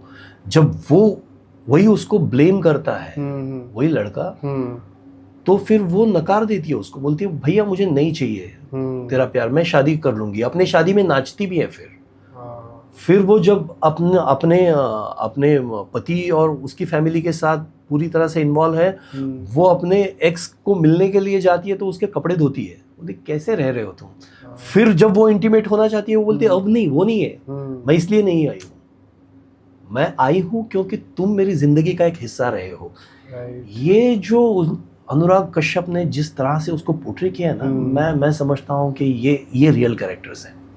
ये नज़रिया है किसी फिल्म को अगर आप रिक्रिएट करना चाहते हो, जैसे उसकी चंद्रमुखी आती है अनुराग कश्यप की, एमएमएस के ज़माने में जिसका एक एमएमएस वायरल हुआ है, जिसकी ज़िंदगी उस तरह से बर्बाद हुई है, और फिर वो जाके वो फिर भी उसका अप्रोच प्रैक्टिकल है, वो कोई बर्बाद हुई नहीं पड़ी है, वो अपनी राह ढूंढ लेती है। ये कैरेक्टर्स मुझे बहुत अच्छे लगे। तो अनुराग कश्यप हैं, उनकी क्या कहें मैं, अगली जैसे फिल्म बहुत कमाल की फिल्म बनाई थी, रामन राघवन 2 भी, मैं बहुत मानता हूँ अनुराग कश्यप। तो जैसे जो लाइफ में पार्टनर की रिक्वायरमेंट होती है कि शादी बहुत इम्पोर्टेंट रोल प्ले करती है, क्योंकि कहीं ना कहीं वहाँ से ज़िंदगी बदलती है, तो ऐसे फील्ड में आपको लगता है कि पार्टनर कहीं ना कहीं लायबिलिटी बन जाता है अपने ग्रोथ को लेके? क्योंकि हर इंसान की अपनी एक जर्नी है, हर इंसान का अपना एक पैशन है, एम्बिशन है। तो मान लीजिए कोई मेल है, उसको सिंगर बनना है, और जो फीमेल है उस क्रिएटिव दुनिया को समझती ही नहीं है, like she does not understand because she does not belong there. वही दुनिया समझेंगे जो बिलोंग करते हैं। तो ऐसा आपको लगता है कि पार्टनरशिप जो होती है ना, क्योंकि वो एक दूसरे को नहीं समझते हैं, तो वो उनकी तरक्की में बाधा बन जाती है? बहुत बार ऐसे होता है, आजकल तो ये बहुत दिख रहा है, क्योंकि दोनों के सपने अलग अलग हैं, दोनों की सोच अलग अलग होती है। अगर वो सोच, अगर एक बेसिक में ऐसा है विशाल जी कि आप एक दूसरे की पैशन का, एक दूसरे की सोच का रिस्पेक्ट करते हो, और प्यार उतना है, साथ रहने की ख्वाहिश उतनी है, तो आप सब सह लोगे, हर चीज़ में कॉम्प्रोमाइज़ कर लोगे। अगर उसी में प्रॉब्लम है, अगर आपको उस बंदे से उतना प्यार ही नहीं है कि उसका सपना, आप अपना सपना भले ना मानो लेकिन उसको समझ भी ना पाओ, तो फिर कहीं ना कहीं बात बिगड़ जाती है। अभी मैं इस मामले में बहुत लकी रहा हूँ। एक तो मैंने अपनी चाइल्डहुड फ्रेंड से शादी की, जो मेरी बचपन की दोस्त थी। मैं 13 साल की उम्र का था जब मैं अपनी वाइफ से मिला। तो वहीं से हमारा एक तरह से उस ज़माने का डेटिंग चालू हो गया था। तो फिर मैं 22 साल की उम्र में मैंने शादी कर ली। तो मेरी पत्नी जो है वो मेरे सौभाग्य से वो एज ए ह्यूमन बीइंग इतनी अच्छी हैं, उसका फील्ड बिल्कुल अलग है। हम दोनों में कॉमन ये है कि वो भी फिल्म लवर है, वो भी म्यूज़िक लवर है, मैं भी हूँ। हम दोनों भी अमिताभ बच्चन से बहुत ज़्यादा प्यार करते हैं। मैंने अभी जब बच्चन साहब से मिला था तो मैंने उनको कहा कि हम दोनों की शादी में हम दोनों का एक दूसरे पर जितना प्यार है, उससे ज़्यादा हम दोनों का जो आपसे प्यार है वो इम्पोर्टेंट रहा। तो लेकिन वो मेरे सपने को समझती हैं, और वो एक इंडिपेंडेंट वुमन है, वो जॉब करती आई है। उसके मतलब हमारी शादी से पहले उसको जॉब लग चुकी थी। तो वो पूरी तरह से एक अलग पर्सनैलिटी है। लेकिन आज तक उसने मुझसे ये नहीं पूछा कि तुमने कितने पैसे कमाए हैं, तुमने इतने पैसे क्यों नहीं कमाए हैं, या इसका क्या करना है। वो सिर्फ इतना कहती हैं कि अच्छा तुमको जो करना है करो, कुछ नहीं तो मैं हूँ, मैं कर लूँगी। मेरा तो सपोर्ट सिस्टम भाई वही है, वरना मेरे जैसा लेजी आदमी ये सरवाइव नहीं कर पाता अगर मेरी लाइफ पार्टनर ऐसी ना होती। और इसके लिए हमारा जो बॉन्डिंग है ना, अब किसी भी चीज को लेके हमारे बीच में मिसअंडरस्टैंडिंग नहीं होती कि उसकी सोच कुछ अलग है, एक मसले को लेके मेरी अलग है, और मिसअंडरस्टैंडिंग हो गया, वो नहीं होता। तो उतना वो हम लोग ट्यून इन है, समझ गए। तो ये इम्पोर्टेंट है, बाकी चीजें तो होती रहती है। तो आपकी सारी बातों से ये तो पता चलता है कि आपने टोटल फिल्मी बातें क्यों शुरू करी थी, क्योंकि जो पैशन आप बताते हैं पिक्चरों का आपको है। तो टोटल फिल्मी बातें की शुरुआत कब हुई और कैसे आपके माइंड में आया कि ये करना चाहिए? मेरी जो फिल्मी किस्सा गोई है ना, ये बहुत सालों से चलती आई है। अच्छा। मैं जितनी भी शिद्दत से मैंने फिल्मी देखी, और हर तरह का सिनेमा विशाल भाई, मैंने मतलब पाप को जलाकर राख कर दूंगा, मर्दों वाली बात, वीरू दादा, जैसी फिल्मों से लेके वर्ल्ड सिनेमा, सत्यजीत राय का शतरंज के खिलाड़ी, पथिर पंचाली से लेके वर्ल्ड सिनेमा, ईरानियन सिनेमा, सब कुछ देखने की कोशिश मैंने की है। हॉलीवुड का सिनेमा देखा है। मैं सिल्वेस्टर स्टैलोन का फैन हूँ, तो यहाँ पे आपने रॉबर्ट डी नीरो, अल पचिनो का भी फैन हूँ। मैं मिथुन चक्रवर्ती का फैन हूँ, मैं नासिरुद्दीन शाह का भी फैन हूँ। तो मुझे ये पहले से मेरे एक स्वभाव में रहा है कि जो चीज़ मुझे पसंद आती है उसकी तह तक जाऊं, उसका मेकर कौन है देख लो। अगर एक गाना मैं सुनता हूँ तो मैं क्यूरियस होता हूँ कि ये गाना लिखा किसने है, इसको गाया किसने, इसका संगीत किसने दिया है। तो ये पहले से मैं इस बारे में थोड़ा सा क्यूरियस रहा हूँ। तो मैं ये जानकारी उस जमाने में बहुत मेहनत से जुटाता था। ये आज की तरह तो यूट्यूब नहीं था या गूगल नहीं था कि एक क्लिक पे मैंने जमा किया। तो मैं उसके लिए इस जानकारी के लिए मैंने बहुत पापड़ बेले हैं। मैंने किताबें खंगाली है, मैंने बड़े लोगों से पूछा है, मैंने कैसेट्स के स्टोर में जाके वो कैसेट ढूंढ के उसके ऊपर का टाइटल देखा है। इन सब से ये ट्रिविया मैंने जमा किया है। तो मैं क्या करता था, जब मेहनत से एक धन जमाता है बंदा, उसको शो ऑफ भी तो करता है। राइट। तो मैं जब लोगों के साथ, दोस्तों के साथ बैठता था तो मैं सुना, तुझे पता है इस गाने का, ये जो गाना है, इस गाने के पीछे की कहानी क्या है, इस गाने का इंस्पिरेशन कहाँ से सलील चौधरी ने लिया, या फिर आर.डी. बर्मन ने ये गाना किस गाने से प्रेरित होकर बनाया, ये सब मैं बताता था। या फिर इस फिल्म के पीछे का किस्सा पता है, इस सीन के पीछे का किस्सा पता है। ये सब किस्सा रिसर्च करने लग जाते थे। नहीं, रिसर्च तो किया हुआ था, ये बताने लग जाता और था, जानकारी देने लग जाते जी। तो उस तरीके से मैं बहुत बातूनी हूँ, बहुत फिल्मी मामले में मैं बहुत ज़्यादा बकबक करता हूँ, बहुत बताता हूँ। तो मेरे बच्चे, मेरी फैमिली, मेरे फ्रेंड्स, ये सब उनको पता है कि मैं ये नॉलेज मुझ में है। तो फिर ये जब मीडियम, अभी इंस्टा रील्स वगैरह मैं थोड़ी कुछ सालों पहले, 1 साल से एक्टिव हुआ हूँ, पहले नहीं था। तो मैं जब एक्टिव हुआ तो मैंने सोचा, मैंने देख रहा था कि ये इस तरह के कुछ रील्स आ रहे हैं, इस तरह के कुछ यूट्यूब वीडियोस आ रहे हैं। तो मैंने बोला कि यार मेरे पास भी स्टोरीज हैं जो जिसके लिए मुझे कुछ खास करना नहीं है, बस बैठ के बोलना है। तो फिर मैंने एक पहला कुछ वीडियो बनाया। राइट। उसको अच्छा व्यूज़ मिले, उसको पहला ही मेरा वीडियो मिलियंस में देखा गया। तो फिर मैंने सोचा कि यार ये अच्छा है, ये बैठे बैठे कर लेते हैं। तो इसमें मेरा बेटा जो है वो इसी फील्ड में काम करता है, वो एडिटर है। अच्छा। तो वो शूट भी कर लेता है, एडिट भी कर लेता है। तो हम दोनों, और मेरी बेटी है साथ में, तो हम तीनों जब भी खाली टाइम मिले तो हम लोग बैठ जाते हैं थोड़ा सा। मेरा घर भी ऐसा बना हुआ है कि पीछे एक वॉल पे मेरे सारे फिल्मी आइडल्स है, जो आपने शायद उसमें देखे होंगे, उस रील्स में मैंने देखे होंगे। तो वहाँ पे उस वॉल के सामने बैठ के मैं बोल देता हूँ कि ये जो गाना है, अभी हाल ही में मैंने जैसे तेजाब का किया था कि 1 2 3, और मेरा जो ट्रिविया है मैं जो देता हूँ वो आपको किसी YouTube चैनल पे देखने को नहीं मिलेगा, क्योंकि वो एक्सेस उनको नहीं है जो मुझे मिला, क्योंकि मैंने किताबों से और फिल्मी लोगों से उसको सुना है। समझ रहे हो आप? वो ओरिजिनल है, और वो मेरा खुद का एक्सपीरियंस है। जैसे 1 2 3 जो गाना अभी जो मेरा रील था, वो धुन मैंने बाकायदा बेंजो पार्टी में सुनी हुई है कि ये बजता था बेंजो पे। अच्छा। और उसका आधा हिस्सा ये था, आधा हिस्सा ये था। तो इन दोनों को मिलके वो पूरा गाना बना है, 1 2 3 4। तो ये आपको और कहीं नहीं मिलेगा। तो ऐसी बातें बताने की कोशिश करता हूँ। इस तरह से शुरुआत हुई रील्स के साथ, अभी यूट्यूब कर रहा हूँ मैं उसके साथ में। राइट।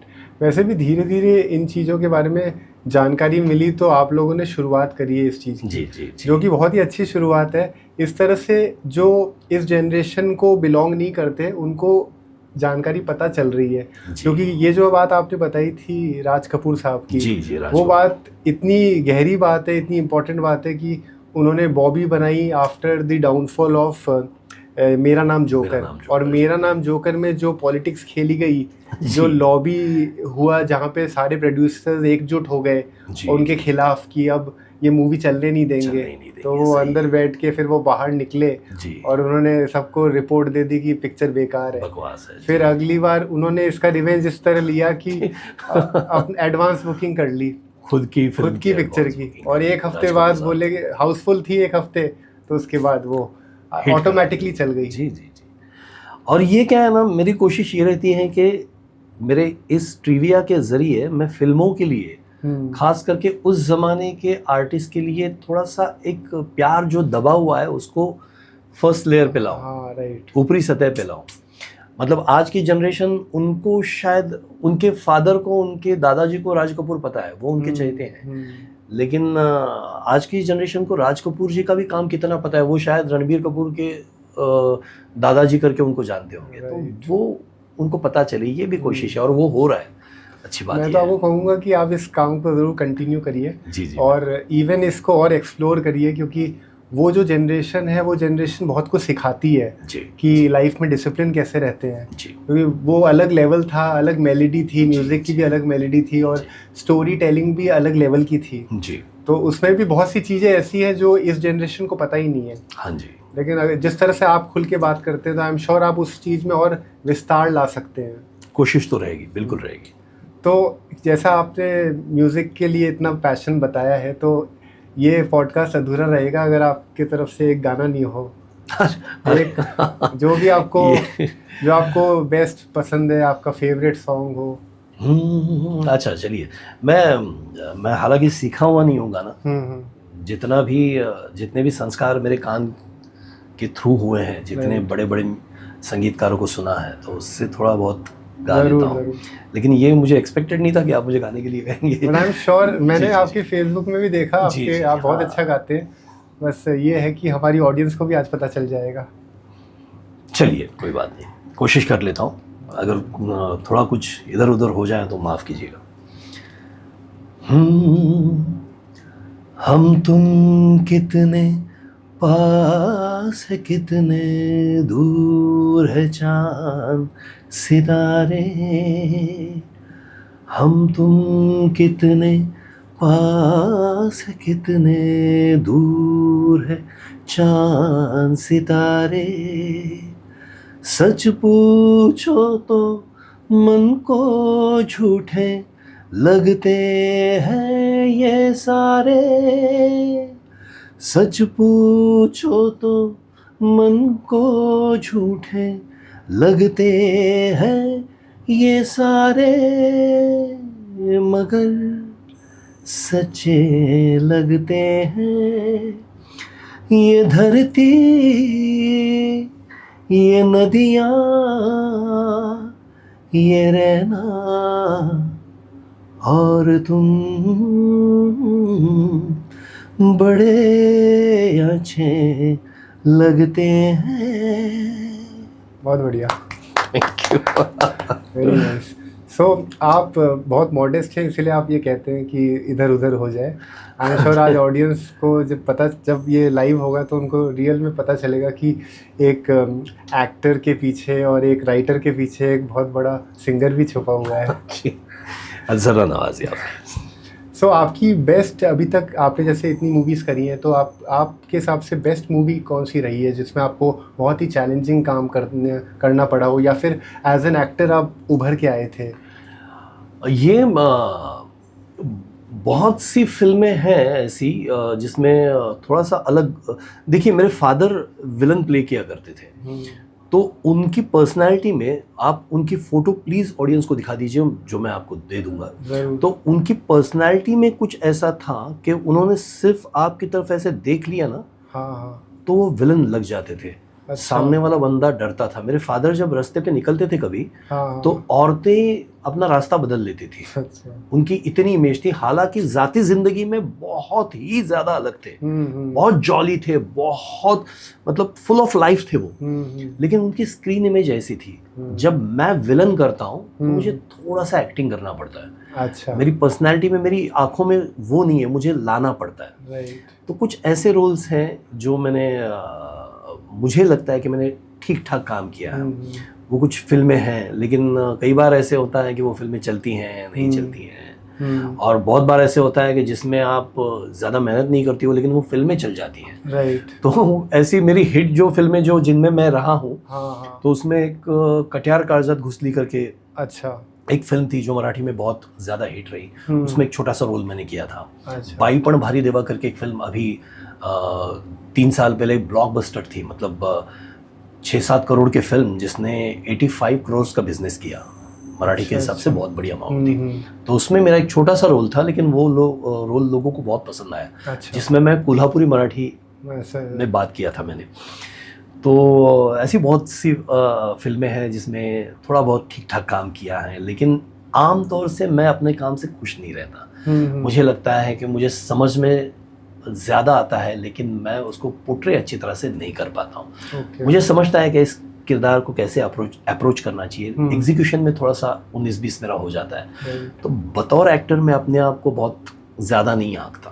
तो उसका कारण ऐसा है क्या कि जैसे आपको डायरेक्टर्स की गाइडेंस या फिर उनके डायरेक्शंस को फॉलो करना है, इसलिए आप इतना खुल के वो रोल नहीं प्ले कर पाते? हाँ, ऐसे भी होता है। और बहुत बार क्या होता है ना, देखिए कि मैं अलग तरीके से रोल को देख रहा हूँ, लेकिन डायरेक्टर और फिल्म की जो एक बाउंड्री है तो वो कुछ अलग डिमांड करती है। तो मैं उतना अच्छा एक्टर नहीं हूँ कि मैं वो दोनों को अच्छी तरह से ब्लेंड करके 100% रिजल्ट दे सकूं। तो इसमें थोड़ा कुछ कमी रह जाती है बहुत बार। वो मेरी शॉर्ट कमिंग है, मतलब वो किसी और को मैं दोष नहीं दूंगा। मैं उतना अच्छा एक्टर नहीं हूँ कि मैं जैसे अभी मैं इसके मामले में मनोज वाजपेयी सर का मैंने एक इंटरव्यू देखा था बहुत सालों पहले। उन्होंने कहा कि हम जो एक्टर्स हैं, मतलब इस वेव के जो एक्टर्स हैं, मनोज वाजपेयी रहे या फिर इरफान खान रहे या फिर कोई भी नवाजुद्दीन सिद्दीकी रहे, अपने पीयूष मिश्रा जी रहे, पंकज त्रिपाठी रहे, तो इनको क्या है ना, ये जिस जॉनरा के एक्टर्स हैं वैसे कैनवास की फिल्में उनको मिली, क्योंकि उनके ज़माने में उस तरह की फिल्में बनाने वाले मेकर्स भी हैं। अनुराग कश्यप है, दिवाकर बैनर्जी हैं, हंसल मेहता हैं, ये सब लोग हैं। इसलिए मनोज वाजपेयी ने कहा था कि मैं अमिताभ बच्चन जी को बहुत मानता हूं, क्योंकि वैसे तो वो बहुत रियलिस्टिक तरीके से कैरेक्टर को देखते हैं, लेकिन वो जो सिनेमा में जिस तरह के सिनेमा में काम करते थे वो बड़ा लार्जर देन लाइफ था। अच्छा, मतलब कौन सा आदमी मगरमच्छ पीठ पे बांध के विलन को मारने जाएगा रियल जिंदगी में? अमिताभ बच्चन साहब की वो ग्रेटनेस है कि वो कन्विक्शन के साथ करते हैं। कौन सा बंदा एम्बुलेंस लेके 15 मुस्टंडों को मारने के लिए जाएगा, जो कि कुछ बॉडी बिल्डर भी नहीं है? डायलॉग्स भी ऐसे होते थे। उनके आंखों में वो है। तो वो जब वो लेके जाते हैं वो इतना कन्विंसिंगली करते हैं। तो स्वप्निल जी, हमारी ऑडियंस के लिए आप ये ज़रूर बताएं कि मराठी मूवीज़ में कौन सी ऐसी मूवीज़ हैं जो उनको ज़रूर देखनी चाहिए, which can be path breaking एंड उनसे उनको कुछ ना कुछ अच्छा सीखने को मिलेगा। वो आपकी मूवीज़ हो सकती हैं, वो आपके अलावा कोई और मूवी हो जो आप सजेस्ट करना चाहें। बहुत अच्छा सिनेमा मराठी में बना है। वी शांताराम की जितनी भी सारी फिल्में हैं जो उन्होंने मराठी में बनाई, जो उस जमाने के हिसाब से बहुत आगे की मूवीज थी। एक उनकी फिल्म है माणूस, मराठी में इंसान, वो हिंदी में भी बनी। उनकी एक फिल्म है कुंकू, जो जिसका हिंदी में नाम था शायद दुनिया न माने। पड़ोसी करके जो हिंदी में फिल्म बनी, जिसका मराठी में शेजारी करके था। ये फिल्में जो हैं उनका काम वी शांताराम जी का देखना चाहिए। आप यकीन नहीं मानेंगे विशाल जी, मेरे ख्याल से 1938 या 40 की फिल्म है शेजारी, पड़ोसी। उसकी स्टोरी है कि एक हिंदू और एक मुसलमान पड़ोसी, जिनकी फैमिलीज़ में जिनमें बहुत गहरी दोस्ती है, किसी वजह से वो उनमें बात बिगड़ जाती है, वो दोनों अलग हो जाते हैं, उनके बच्चे अलग हो जाते हैं, फैमिलीज़ में झगड़े होने लगते हैं, और किस तरह से एंड में वो एक दूसरे के लिए अपनी जान देते हैं। ये उस ज़माने में उन्होंने स्टोरी कही है। उसका अगर आप क्लाइमैक्स देखें उस फिल्म का, तो इतना ग्रैंड क्लाइमैक्स है। एक मराठी या एक इंडियन फिल्म के लिहाज से अगर आप देखें तो एक डैम है बड़ा सा। अच्छा। उस डैम पे वो दोनों किरदार हैं बैठे हुए, और किसी ने, विलन ने, उस डैम में पूरा डायनामाइट लगा दिया है। और वो यहाँ पे पूरा गांव खड़ा है। और वो एक दोस्त दूसरे दोस्त को लेने के लिए उस डैम पे आए जिसमें डायनामाइट के ब्लास्ट हो रहे हैं, और वो उसको हाथ पकड़ के खींच के लेके चलता है। और साथ में बीच में ब्लास्ट हो रहे हैं। आज की तारीख में ये शूट करना बहुत आसान है। राइट। ये उन्होंने शूट किया है 1938 या 40 की शायद फिल्म होगी मेरे ख्याल से। थोड़ा सा करेक्ट करना पड़ेगा, या 42 की, जहाँ पे सिनेमा, इंडियन सिनेमा ही बेसिकली अभी उस स्टेज में नहीं था कि ऐसा कुछ कर सके। वहाँ पे आपको हाई स्पीड यानी स्लो मोशन देखने को मिलेगा। उसमें मिनिएचर सेट बना हुआ है, उसमें रियल लोकेशंस है, सुपर इम्पोज इमेजेस का इस्तेमाल उन्होंने किया है, और एक जो आपको एक फील देते हैं वो एक पर्दे पे ये सारे टेक्निक्स को इख्तियार करके और उनके विजन को, तो वो मतलब आपके गूज़बम्प आ जाएंगे वो फिल्म उस जमाने की देख के। तो ये कुछ फिल्में हैं। उसके बाद भी बहुत अच्छा मराठी में सिनेमा हुआ है। साधी माणसं, मेरे फादर जिसमें थे, मेरे फादर की एक बहुत सुपरहिट फिल्म थी जिससे वो स्टार बने, उसमें वो विलन थे। साधी माणसं इसका मतलब है कि बहुत सीधे आदमी, आम लोगों की कहानी। तो वो बहुत प्यारा सिनेमा है कि किस तरह से एक गांव देहात का कपल उसको एक शहरी आदमी वो वहां से उनको गांव देहात से शहर में लाता है, उनको कैसे एक्सप्लॉइट करता है, उनकी जिंदगी कहाँ चली जाती है सीधे आदमियों की, ये कहानी उसमें है। तो ये फिल्में बहुत ज़रूरी है देखना।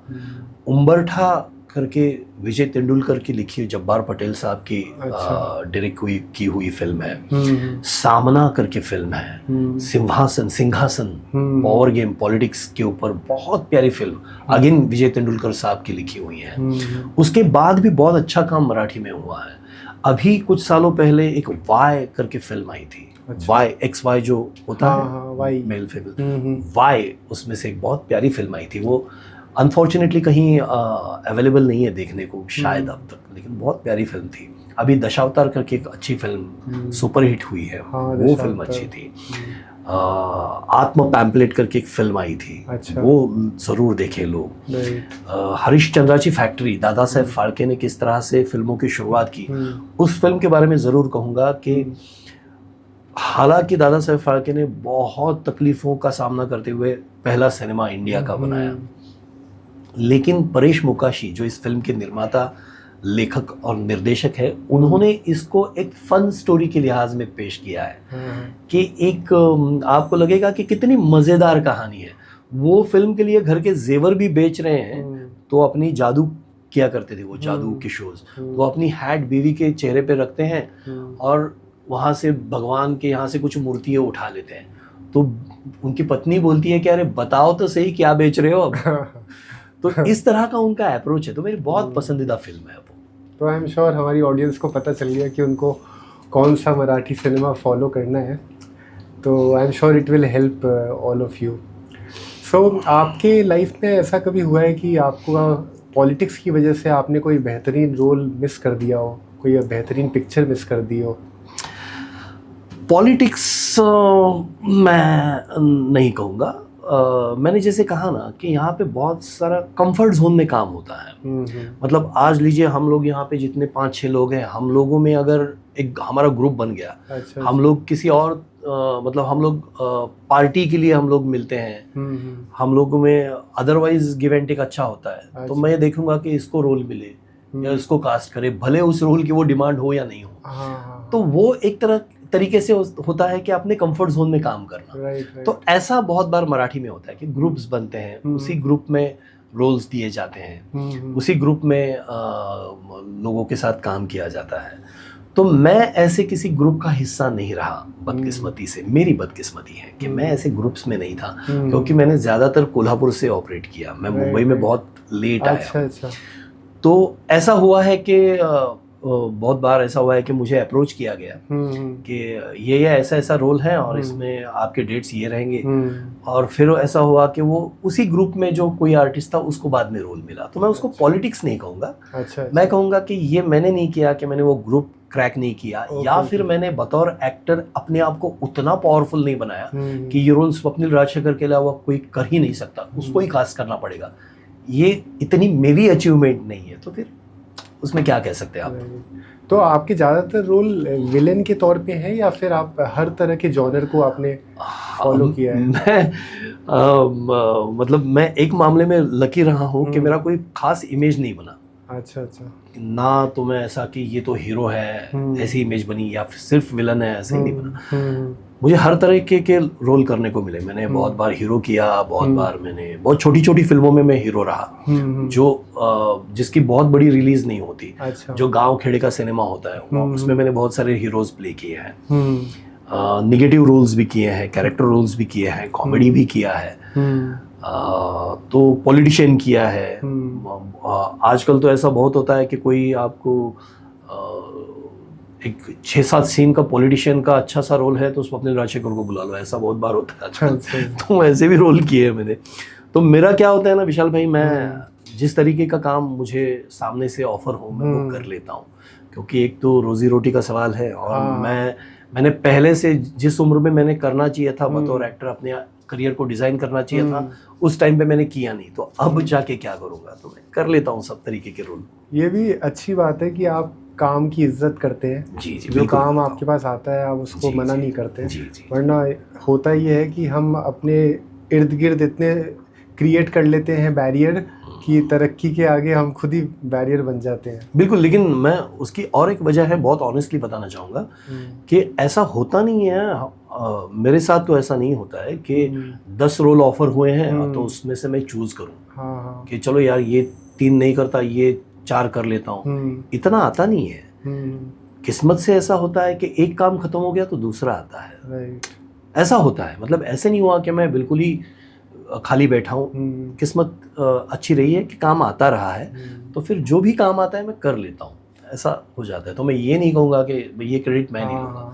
अगर पता नहीं अभी अगर मेरे पास 10 फिल्में अचानक से आए तो फिर मैं चूज़ करूँ कि यार इसमें से अच्छा रोल कौन सा है, फिल्में पैसा कौन ज़्यादा दे रहा है, लेकिन ऐसा होता नहीं है। क्या करूँ, छोटा सा एक्टर हूँ। हम तो यही चाहते हैं कि आप जल्दी बॉलीवुड में भी आएँ, जी, बॉलीवुड की भी पिक्चरें करें। जी। तो आपको अपना पहला ऑडिशन या एक्टिंग एक्सपीरियंस अभी भी ध्यान है? जी बिल्कुल बिल्कुल।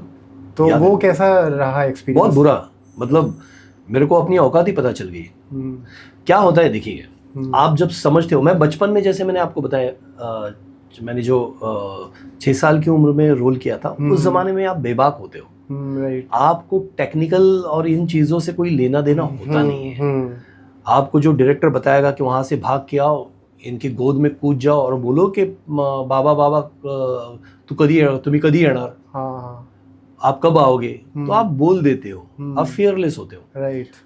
आप जब कॉन्शियसली शुरुआत करते हो एक्टर बनने के लिए, और तब जब आप देखते हो, मतलब आपको सब पता होता है कि ये लाइट्स है, ये कैमरा है, इसमें लेंस ये है, इस तरीके से काम होता है, लेकिन आप जब वहाँ पे जाके मार्ग पे खड़े होते हो तब वो सिचुएशन अलग होती है। तब आपके अंदर इतनी इनसिक्योरिटीज होती हैं, इतनी सारी भावनाएं मन में होती है कि डायलॉग भी डिलीवर करना है, इमोशंस भी सही तरीके से लाना है, लाइट भी लेना है, फ्रेम के बाहर भी नहीं जाना है। ये बहुत सारा फिल्मों के बारे में ये होता है कि टेक्निकल चीज़ें बहुत सारी होती हैं, तो उसमें थोड़ा सा आदमी झुंझला जाता है, ऐसा होता है। और मैं आपको एक बात बताऊं, मैंने जिस ज़माने में स्टार्ट किया ना, वो नेगेटिव का ज़माना था। अच्छा। डिजिटल फिल्म नहीं थी उस टाइम पे, मिड 90s में।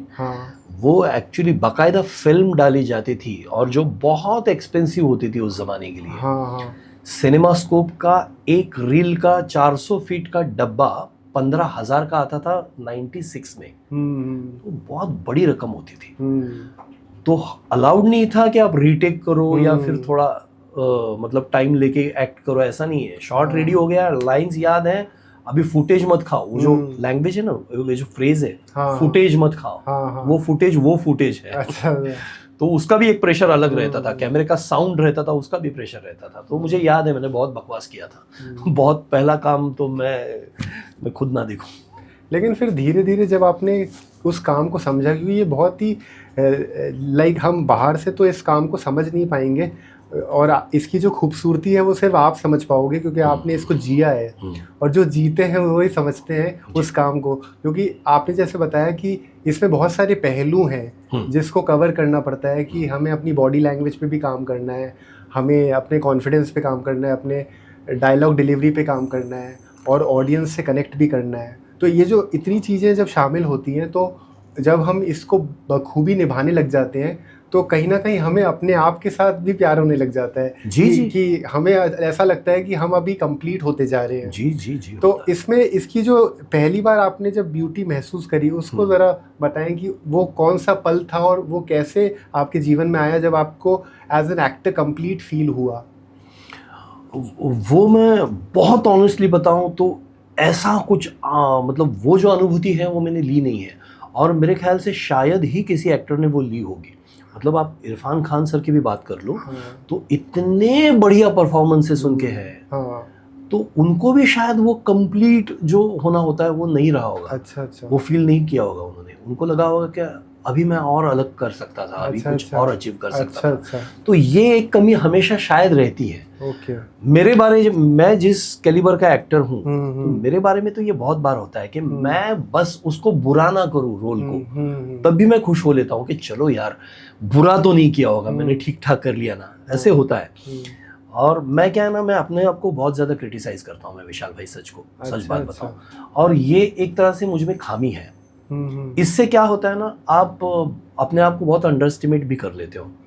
आप में वो एक जो शय होती है ना, कि ये यार रोल ये मेरे को मिलना चाहिए, ये मुझ में कभी होता नहीं है।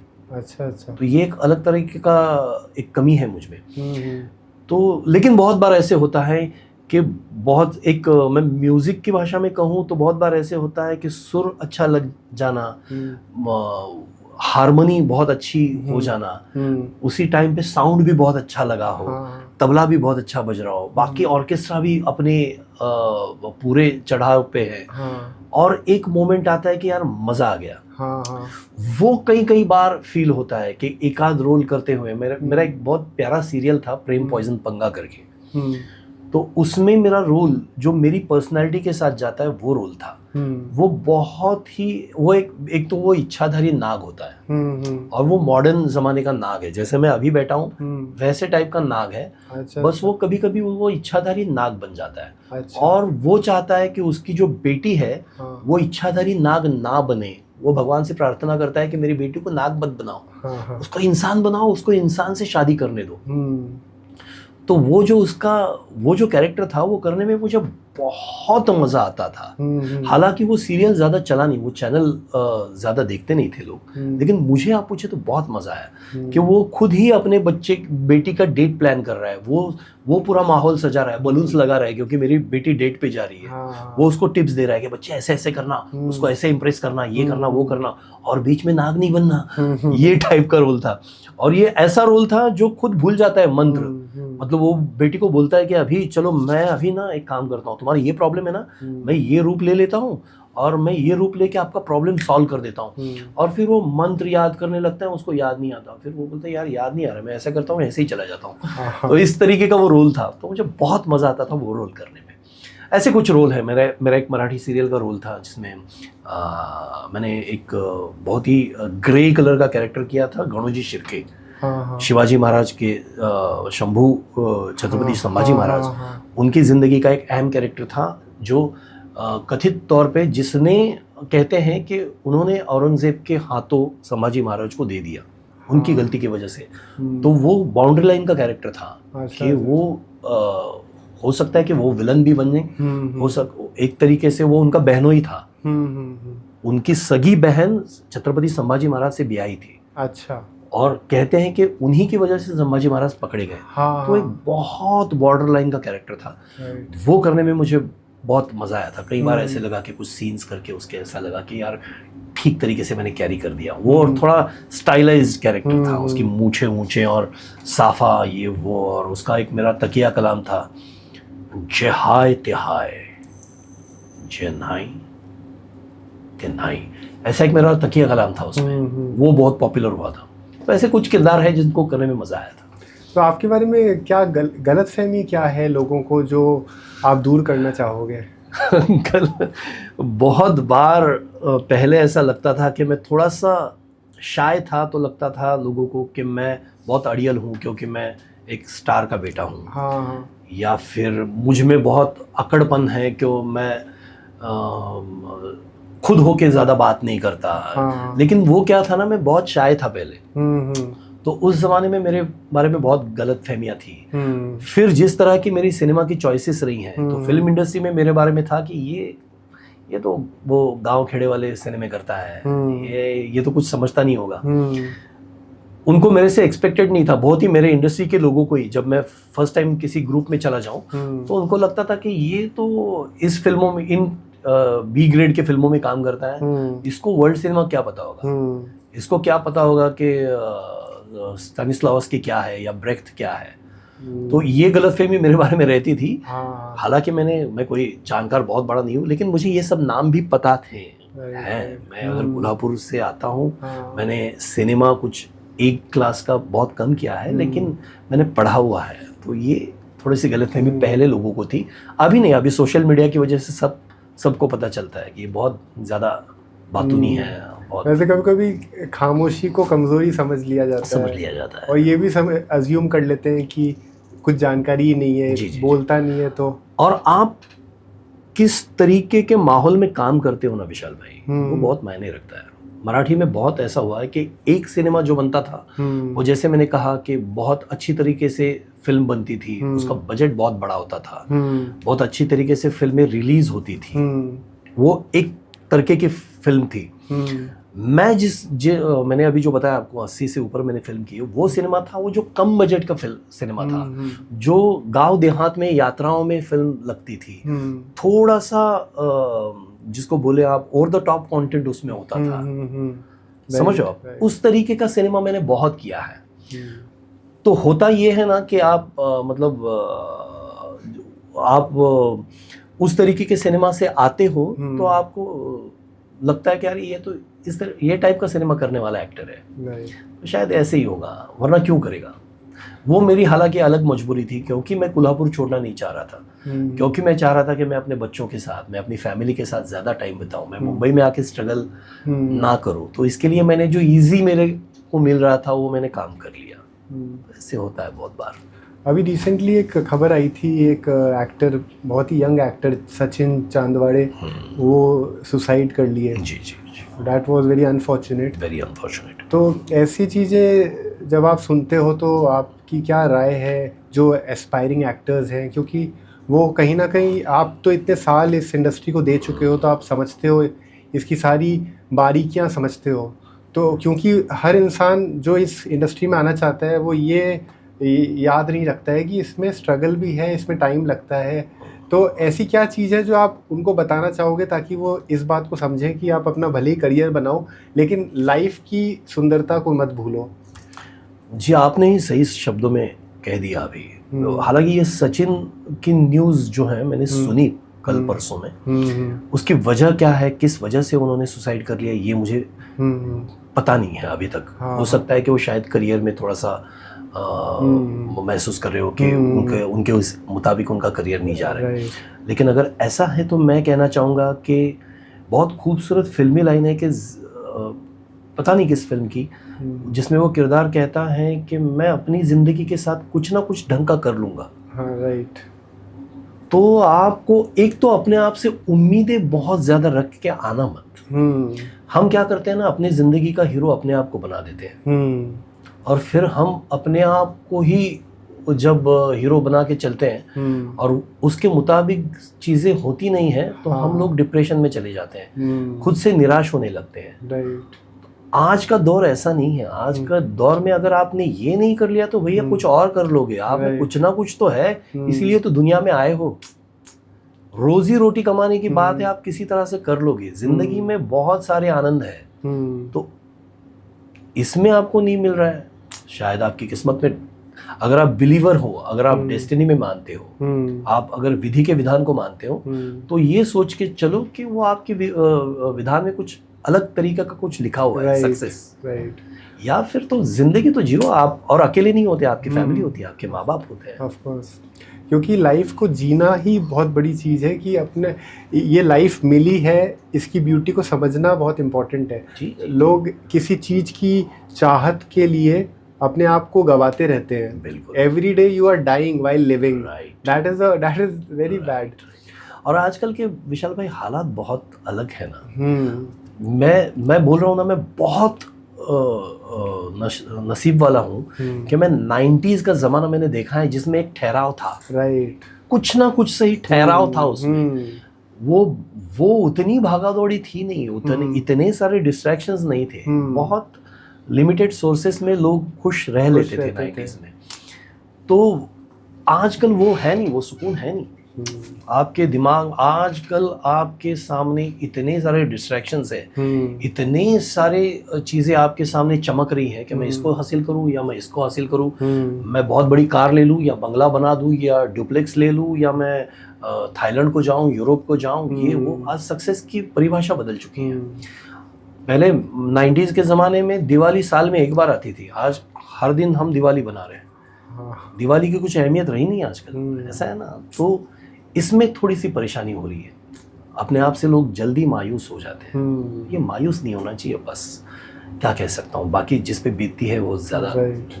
तो ऐसा कोई मराठी का कोई फेमस डायलॉग जो आपने अपनी पिक्चरों में बोला हो, जो आपको बहुत पसंद है, वो डायलॉग आप, मतलब इतने सारे डायलॉग्स आपने बोले होंगे, हाँ। जिसमें सबसे ज़्यादा आपको आज भी चेरिश करते हैं आप उस डायलॉग को?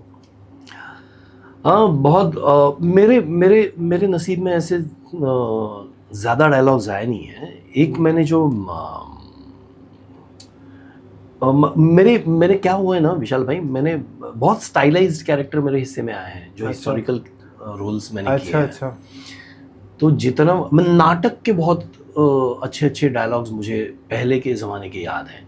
लेकिन फिल्मों के अगर आप बात करें या टीवी सीरियल्स की अगर आप बात करें तो बहुत स्टाइलाइज्ड डायलॉग, या फिर ऐसा कोई डायलॉग जो आपने मराठी कितनी पिक्चरें देखी हैं, हाँ। उनमें कोई फेमस डायलॉग या आइकॉनिक डायलॉग जो आपको भी याद है, आपको बहुत पसंद है? अरे बहुत से हैं, लेकिन मैं अभी एक बताऊं, मैं एक डॉक्टर आनंदी गोपाल, ललित आनंदी भाई, फिल्म से नाम है,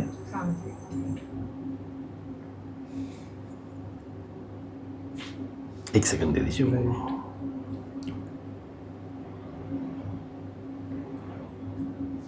आनंदी गोपाल। विशाल भाई, एक फिल्म आई थी मराठी में आनंदी गोपाल करके। उस ज़माने में 19वीं सेंचुरी के एंड में जो डॉक्टर बनी पहली, उनके बारे में थी और उनके पति के बारे में थी। तो उनके पति और उनके बीच में उम्र का बहुत ज़्यादा अंतर था थोड़ा, लेकिन उन्होंने बहुत शिद्दत से अपनी पत्नी को पढ़ाया, उनको यूरोप में भेजा, लंदन में भेजा, उनको डॉक्टर बनाया। तो वो जब तैयारी कर रहे थे उस ज़माने के हिसाब से ऐसा था कि ये क्या कर रहे हो, अपनी बीवी को, एक तो औरत को पढ़ा रहे हो, औरत को पढ़ा रहे हो, बीवी को पढ़ा रहे हो और उसको उस देश में अकेले भेज रहे हो। तो ये तो पूरा मतलब वातावरण हिला दिया था उन्होंने। तो उस फिल्म का एक बहुत, मुझे सही तरीके से याद नहीं है, लेकिन वो एक बहुत प्यारा डायलॉग था उसमें और बहुत मीनिंगफुल डायलॉग था कि अगर मेरी बीवी के ऐसा कुछ करने से आपकी रूढ़ी परंपरा अगर जल जाती है तो जले, राइट, लेकिन मैं अपनी पत्नी को पढ़ाऊंगा, उसे सिखाऊंगा, उसे अपने पैरों पे खड़ा करूंगा, भले जल जाए आपकी रूढ़ी परंपरा और आपके सनातनी विचार। इस तरह का कुछ वो डायलॉग था, मुझे बहुत पसंद आया था। तो अभी अगर आपको आपने बताया आप एक्टिंग में हैं, लेकिन एक्टिंग आपकी लाइफ में आपके फादर के थ्रू भी कहीं ना कहीं ज़िंदगी में आ गई, लेकिन आप ज़्यादा अपने आप को रिलेट करते हैं राइटिंग से। जी जी। और इसके अलावा म्यूज़िक का भी हमने आपका हुनर देख लिया। तो आपके what is your natural calling, जो आप जिससे ज़्यादा रिलेट करते हैं? अगर राइटिंग, स्क्रीन प्ले राइटिंग मुझे बहुत ज़्यादा, मुझे लगता है कि मैं वो मौका मिले तो बहुत सही तरीके से कर लूँगा। और अच्छी किस्मत रही है कि अभी 2 फिल्मों के लिए मैं स्टोरी लिख रहा हूँ, एक फिल्म का स्क्रीन प्ले मैं कर रहा हूँ। Very nice. तो हो सकता है कि उसमें मैं एंजॉय करूँ और वो काम भी ठीक ठाक अच्छा हो जाए। तो आप कौन से कैरेक्टर, कौन से एक्टर को, आपकी जो राइटिंग, आप जो स्टोरी की बात कर रहे हैं उसमें आप कौन से एक्टर को कास्ट करना चाहेंगे? मतलब मेरी अगर मैं उस फिल्म का डायरेक्टर बनूंगा, हाँ, तो मेरी कास्टिंग हो सकता है कि मैं कर लूँ। अच्छा। और मैं, ऐसा होता है कि राइटर के तौर पे आप किसी एक एक्टर को इमेजिन करते हो, लेकिन वो फिल्म के पैकेज में ना बैठे हैं। फिल्म के पैकेज के लिए कोई और एक्टर ज़्यादा बेनिफिशियल हो तो उसको कास्ट किया जाता है। तो ऐसा बहुत बार होता है। मैं तो ये है कि मैं स्टार्स से ज़्यादा एक्टर के साथ काम करना चाहूँगा। तो तो जो एक्टिंग की परिभाषा है, एक्टर की परिभाषा है, उसमें आप किनको बहुत बेहतर मानते हैं? अरे मराठी में बहुत अच्छे एक्टर्स हैं। मराठी के अच्छी बात यह है कि मराठी के जो स्टार्स हैं वो बहुत अच्छे एक्टर्स हैं। अच्छा अच्छा, है ना, समझते हैं। हमारे जितने भी मराठी के स्टार्स हैं, जैसे सुबोध भावे हो, मकरंद अनासपुरे हो, भरत जाधव हो, नई पीढ़ी के जो जितने भी उनके बाद के ललित प्रभाकर, अभी जिनका डायलॉग मैंने आपको सुनाया था, बहुत अच्छा एक्टर है वो। और बहुत अच्छे लोग मराठी के, क्योंकि ज़्यादातर थिएटर के बैकग्राउंड से आते हैं ना, थिएटर करके आते हैं, और पढ़े लिखे लोग आते हैं इसमें, मतलब पढ़े लिखे एज इन थिएटर जिन्होंने सीखा है, पढ़ा है, और जो जिनका स्कूलिंग बहुत अच्छा हुआ है, तो ऐसा होता है। लेकिन मैं अभी जो एक जो कहानी पे काम कर रहा हूँ, मैं उसमें चाहता हूँ कि उसमें या तो गिरीश कुलकर्णी हो या नंदू माधव हो। अच्छा। बहुत अच्छे एक्टर्स हैं दोनों, बहुत अच्छे एक्टर्स हैं, बहुत अच्छी उनकी रेंज है। तो हो सकता है कि मौका मिले तो वो एक कहानी है, मैं उनके साथ में बनाना चाहूँगा। ज़रूर। तो आपकी अब जैसे फ्यूचर गोल्स क्या हैं, और अगर मैं वैसे पूछूं कि एज अ लेगेसी आप क्या छोड़ना चाहेंगे, क्योंकि आपने अपने जीवन के सफ़र में इतने उतार चढ़ाव देखे हैं, आप इस इंडस्ट्री को बहुत अच्छे से समझते हो, आप ज़रूर ये चाहोगे कि जो चीज़ें आपके साथ घटी, या जो मिस्टेक्स आपने करी, या जो फेलियर्स आपने देखे, वो फ्यूचर जनरेशन नहीं देखे। तो आपकी क्या एडवाइस रहेगी, 3 एडवाइस जो फ्यूचर जनरेशन के लिए होगी, जो यहाँ पे इस इंडस्ट्री में भी काम करना चाहते हैं और जनरली भी लाइफ में सक्सेसफुल बनना चाहते हैं? 2 हिस्सों में जवाब दूंगा। पहली ये कि मेरे अपने लिए गोल्स ये हैं कि जो मैं बहुत पैशनेटली करना चाह रहा हूँ, वो स्टोरी टेलिंग है, लिखना है, स्क्रीन प्ले लिखना है, कहानियाँ कहना है, मौका मिले तो डायरेक्शन करना है, फिल्म प्रोडक्शन हाउस जिसके थ्रू अच्छी कहानियाँ कही जा सके उसको खड़ा करना है। तो ये सारे गोल्स मेरे हैं, एक एक करके उसको अचीव करने की कोशिश रहेगी। तो ये तो एक सपना है, देखते हैं कैसे पूरा होता है। और इसके लिए आलस छोड़ना चाह रहा हूँ क्योंकि क्या है, जैसे मैंने आपको कहा, लिखने के लिए आपको बैठक जमा के वहाँ पे बैठना पड़ता है, तो वो थोड़ा सा मेरा प्रॉब्लम रहा है, लेकिन वो करूँगा अभी। और बाकी जो यहाँ इस इंडस्ट्री में आने वाले लोग हैं, हमने अपनी बातचीत के दौरान भी उसका जिक्र किया कि अपने आप से ज़्यादा उम्मीद ना लगाएं, अपने आप को मतलब उम्मीद रखें, पॉजिटिव तो ज़िंदगी के बारे में रहें ही, लेकिन और एम्बिशियस होना और दूसरों की सक्सेस से अपनी सक्सेस को नापना बंद करें। राइट। वो अगर नहीं करें ना तो बहुत चीज़ें आसान हो जाती है। जैसा मैं ये अपनी ज़िंदगी में ट्राई कर चुका हूँ। मेरे साथ जब मैंने स्टार्ट किया काम करना, तब जिन्होंने काम किया इंडस्ट्री में, उन्होंने बहुत कुछ, अगर आप देखें तो मटेरियलिस्टिक वर्ल्ड में उन्होंने बहुत कुछ हासिल कर लिया, प्रॉपर्टीज बना ली, बहुत सारी फिल्में कर ली, वो आज स्टार्स हैं। मैंने भले शायद उतना काम नहीं किया, उतनी, अगर आप एक पैरामीटर लगा के देखो तो उतना सक्सेसफुल मैंने काम नहीं किया हूँ, लेकिन मैं ठीक ठाक मैंने अपनी हैसियत के मुताबिक काम कर लिया। मैंने अपनी फैमिली को टाइम दिया, फैमिली मेरे से जुड़ी हुई है, जितना बेसिक अपने को लगता है। अपने को लगता क्या है, खाना पीना, गाड़ी में फ्यूल, और देखने को सिनेमा, सुनने को म्यूजिक, पढ़ने को किताबें, उतना जुगाड़ मैंने कर लिया, तो आई एम हैप्पी। ये सोच अगर आपकी हो, आप अपनी सक्सेस की डेफिनेशन आप खुद तय करो, ना कि दूसरे आपको तय करें, तो ईजी हो जाएगा। और मैं अपने पिताजी की बात फिर से कहूँगा कि अगर जिस भी फील्ड में जाना चाहते हो, अपना 100% डाल के मेहनत से, आपको उसके सपने आने चाहिए, आपको उसके ख्वाब दिन में भी दिखने चाहिए, तो फिर आपका पूरा सिस्टम उसको हासिल करने में लग जाता है। और वो जब होता है और आप में टैलेंट भी है, तो फिर तो आपको रोकेगा नहीं कोई, भले देर लगे। और दूसरी बात क्या है कि आज की तारीख में सिर्फ आर्टिस्ट होना काफ़ी नहीं होता। अगर हम इस फील्ड की बात करें, उसके साथ में आपको अपनी मार्केटिंग आनी चाहिए, आप में पेशेंस होने चाहिए।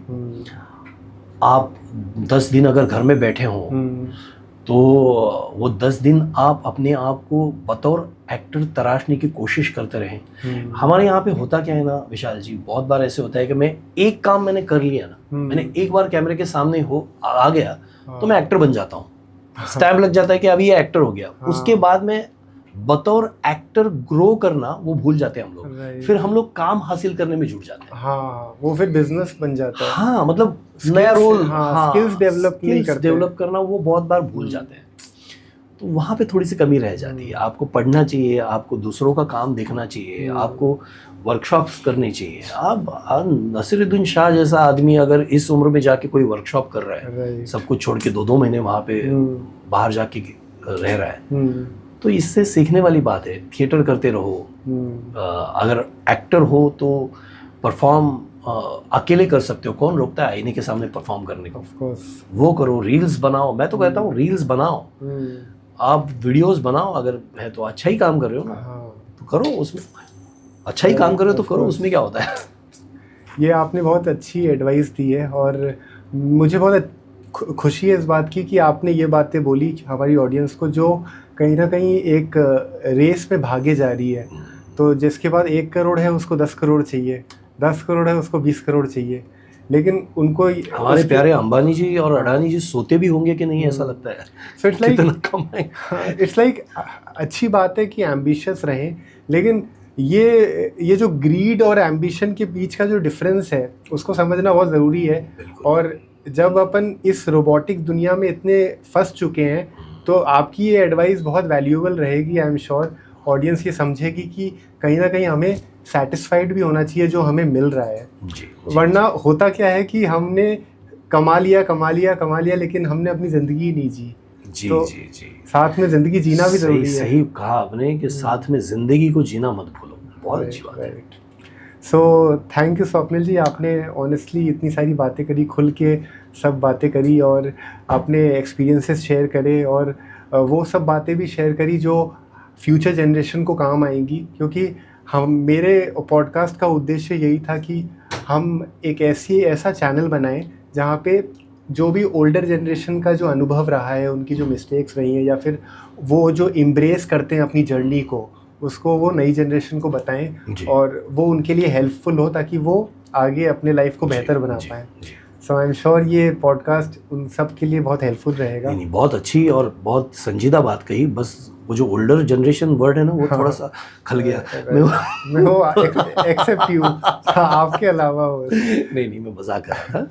अभी क्या है, मैं मिड लाइफ में हूँ, भले कुछ ज़्यादा अचीव ना किया हो लेकिन एक्सपीरियंस तो है। तो वो अगर मैं दे सकूँ और नए लड़कों के साथ थोड़ा भी मेरा कम्युनिकेशन बनता है। मैं रील्स और इंस्टा इस पे इसीलिए एक्टिव हुआ ना कि यूथ से कनेक्ट कर पाता हूँ। मैं बहुत आजकल के ज़माने के मेरा जो कोल्हापुरी शब्दकोश करके जो सेगमेंट है, जो कोल्हापुरी स्लैंग के बारे में मैं वीडियोस करता हूँ, वो इसीलिए करता हूँ ताकि यूथ जुड़े। और ऐसे भी अपने पास बहुत सारे एग्जाम्पल्स हैं बॉलीवुड में भी, हॉलीवुड में भी, जिन्होंने आफ्टर 45 भी अपने करियर को शुरू किया है। जी, और they are doing very well. जी। तो age is not a number when it comes to at least creative world. Right.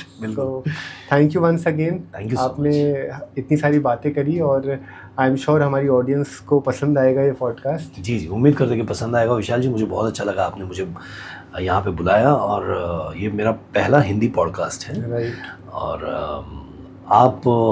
आपने बहुत अच्छी तरीके से ये सब कंडक्ट किया। ये कॉम्प्लीमेंट मैं आपको देना चाहूँगा। Thank you. ये it means a lot, it gives a motivation to me. So हमारी ऑडियंस को ये पॉडकास्ट ज़रूर पसंद आया होगा आई एम श्योर। और आगे भी अगर कोई आपको फीडबैक देना हो, अगर कुछ कमी रह गई हो या कोई इम्प्रूवमेंट करना हो तो आप ज़रूर बताएं। बाकी हमारे पॉडकास्ट चैनल जिसका नाम है यूथ क्वेक, उसको आप फॉलो करें और ऐसे ही पॉडकास्ट के लिए रेडी रहें। हम ऐसे ही चुनिंदा गेस्ट को बुलाएंगे क्योंकि हमारा उद्देश्य ये है कि हम फेलियर्स को भी सेलिब्रेट करें। इट इज़ लाइक फेलियर्स को सक्सेस का नाम देना बहुत ज़रूरी है, क्योंकि एक ट्रेडिशनली सक्सेस जो टर्मिनोलॉजी बनी हुई है जिसमें हम सिर्फ सक्सेस को ही महत्व देते हैं, जो लोग अचीव कर लेते हैं उन्हीं को महत्व देते हैं। लेकिन मुझे ऐसा लगता है कि जो एक जर्नी होती है जिसको हम फेलियर का नाम दे देते हैं, वो जर्नी भी एक सक्सेस की परिभाषा के अंदर ही आती है और वो उसी के लिए वैल्यूएबल होती है जो उस जर्नी को जीता है। तो इसी उद्देश्य से हमने ये चैनल स्टार्ट किया है और आगे भी हम ऐसे ही पॉडकास्ट लाते रहेंगे। आई एम श्योर आपको पसंद आएगा। So stay tune for the next podcast. Thank you.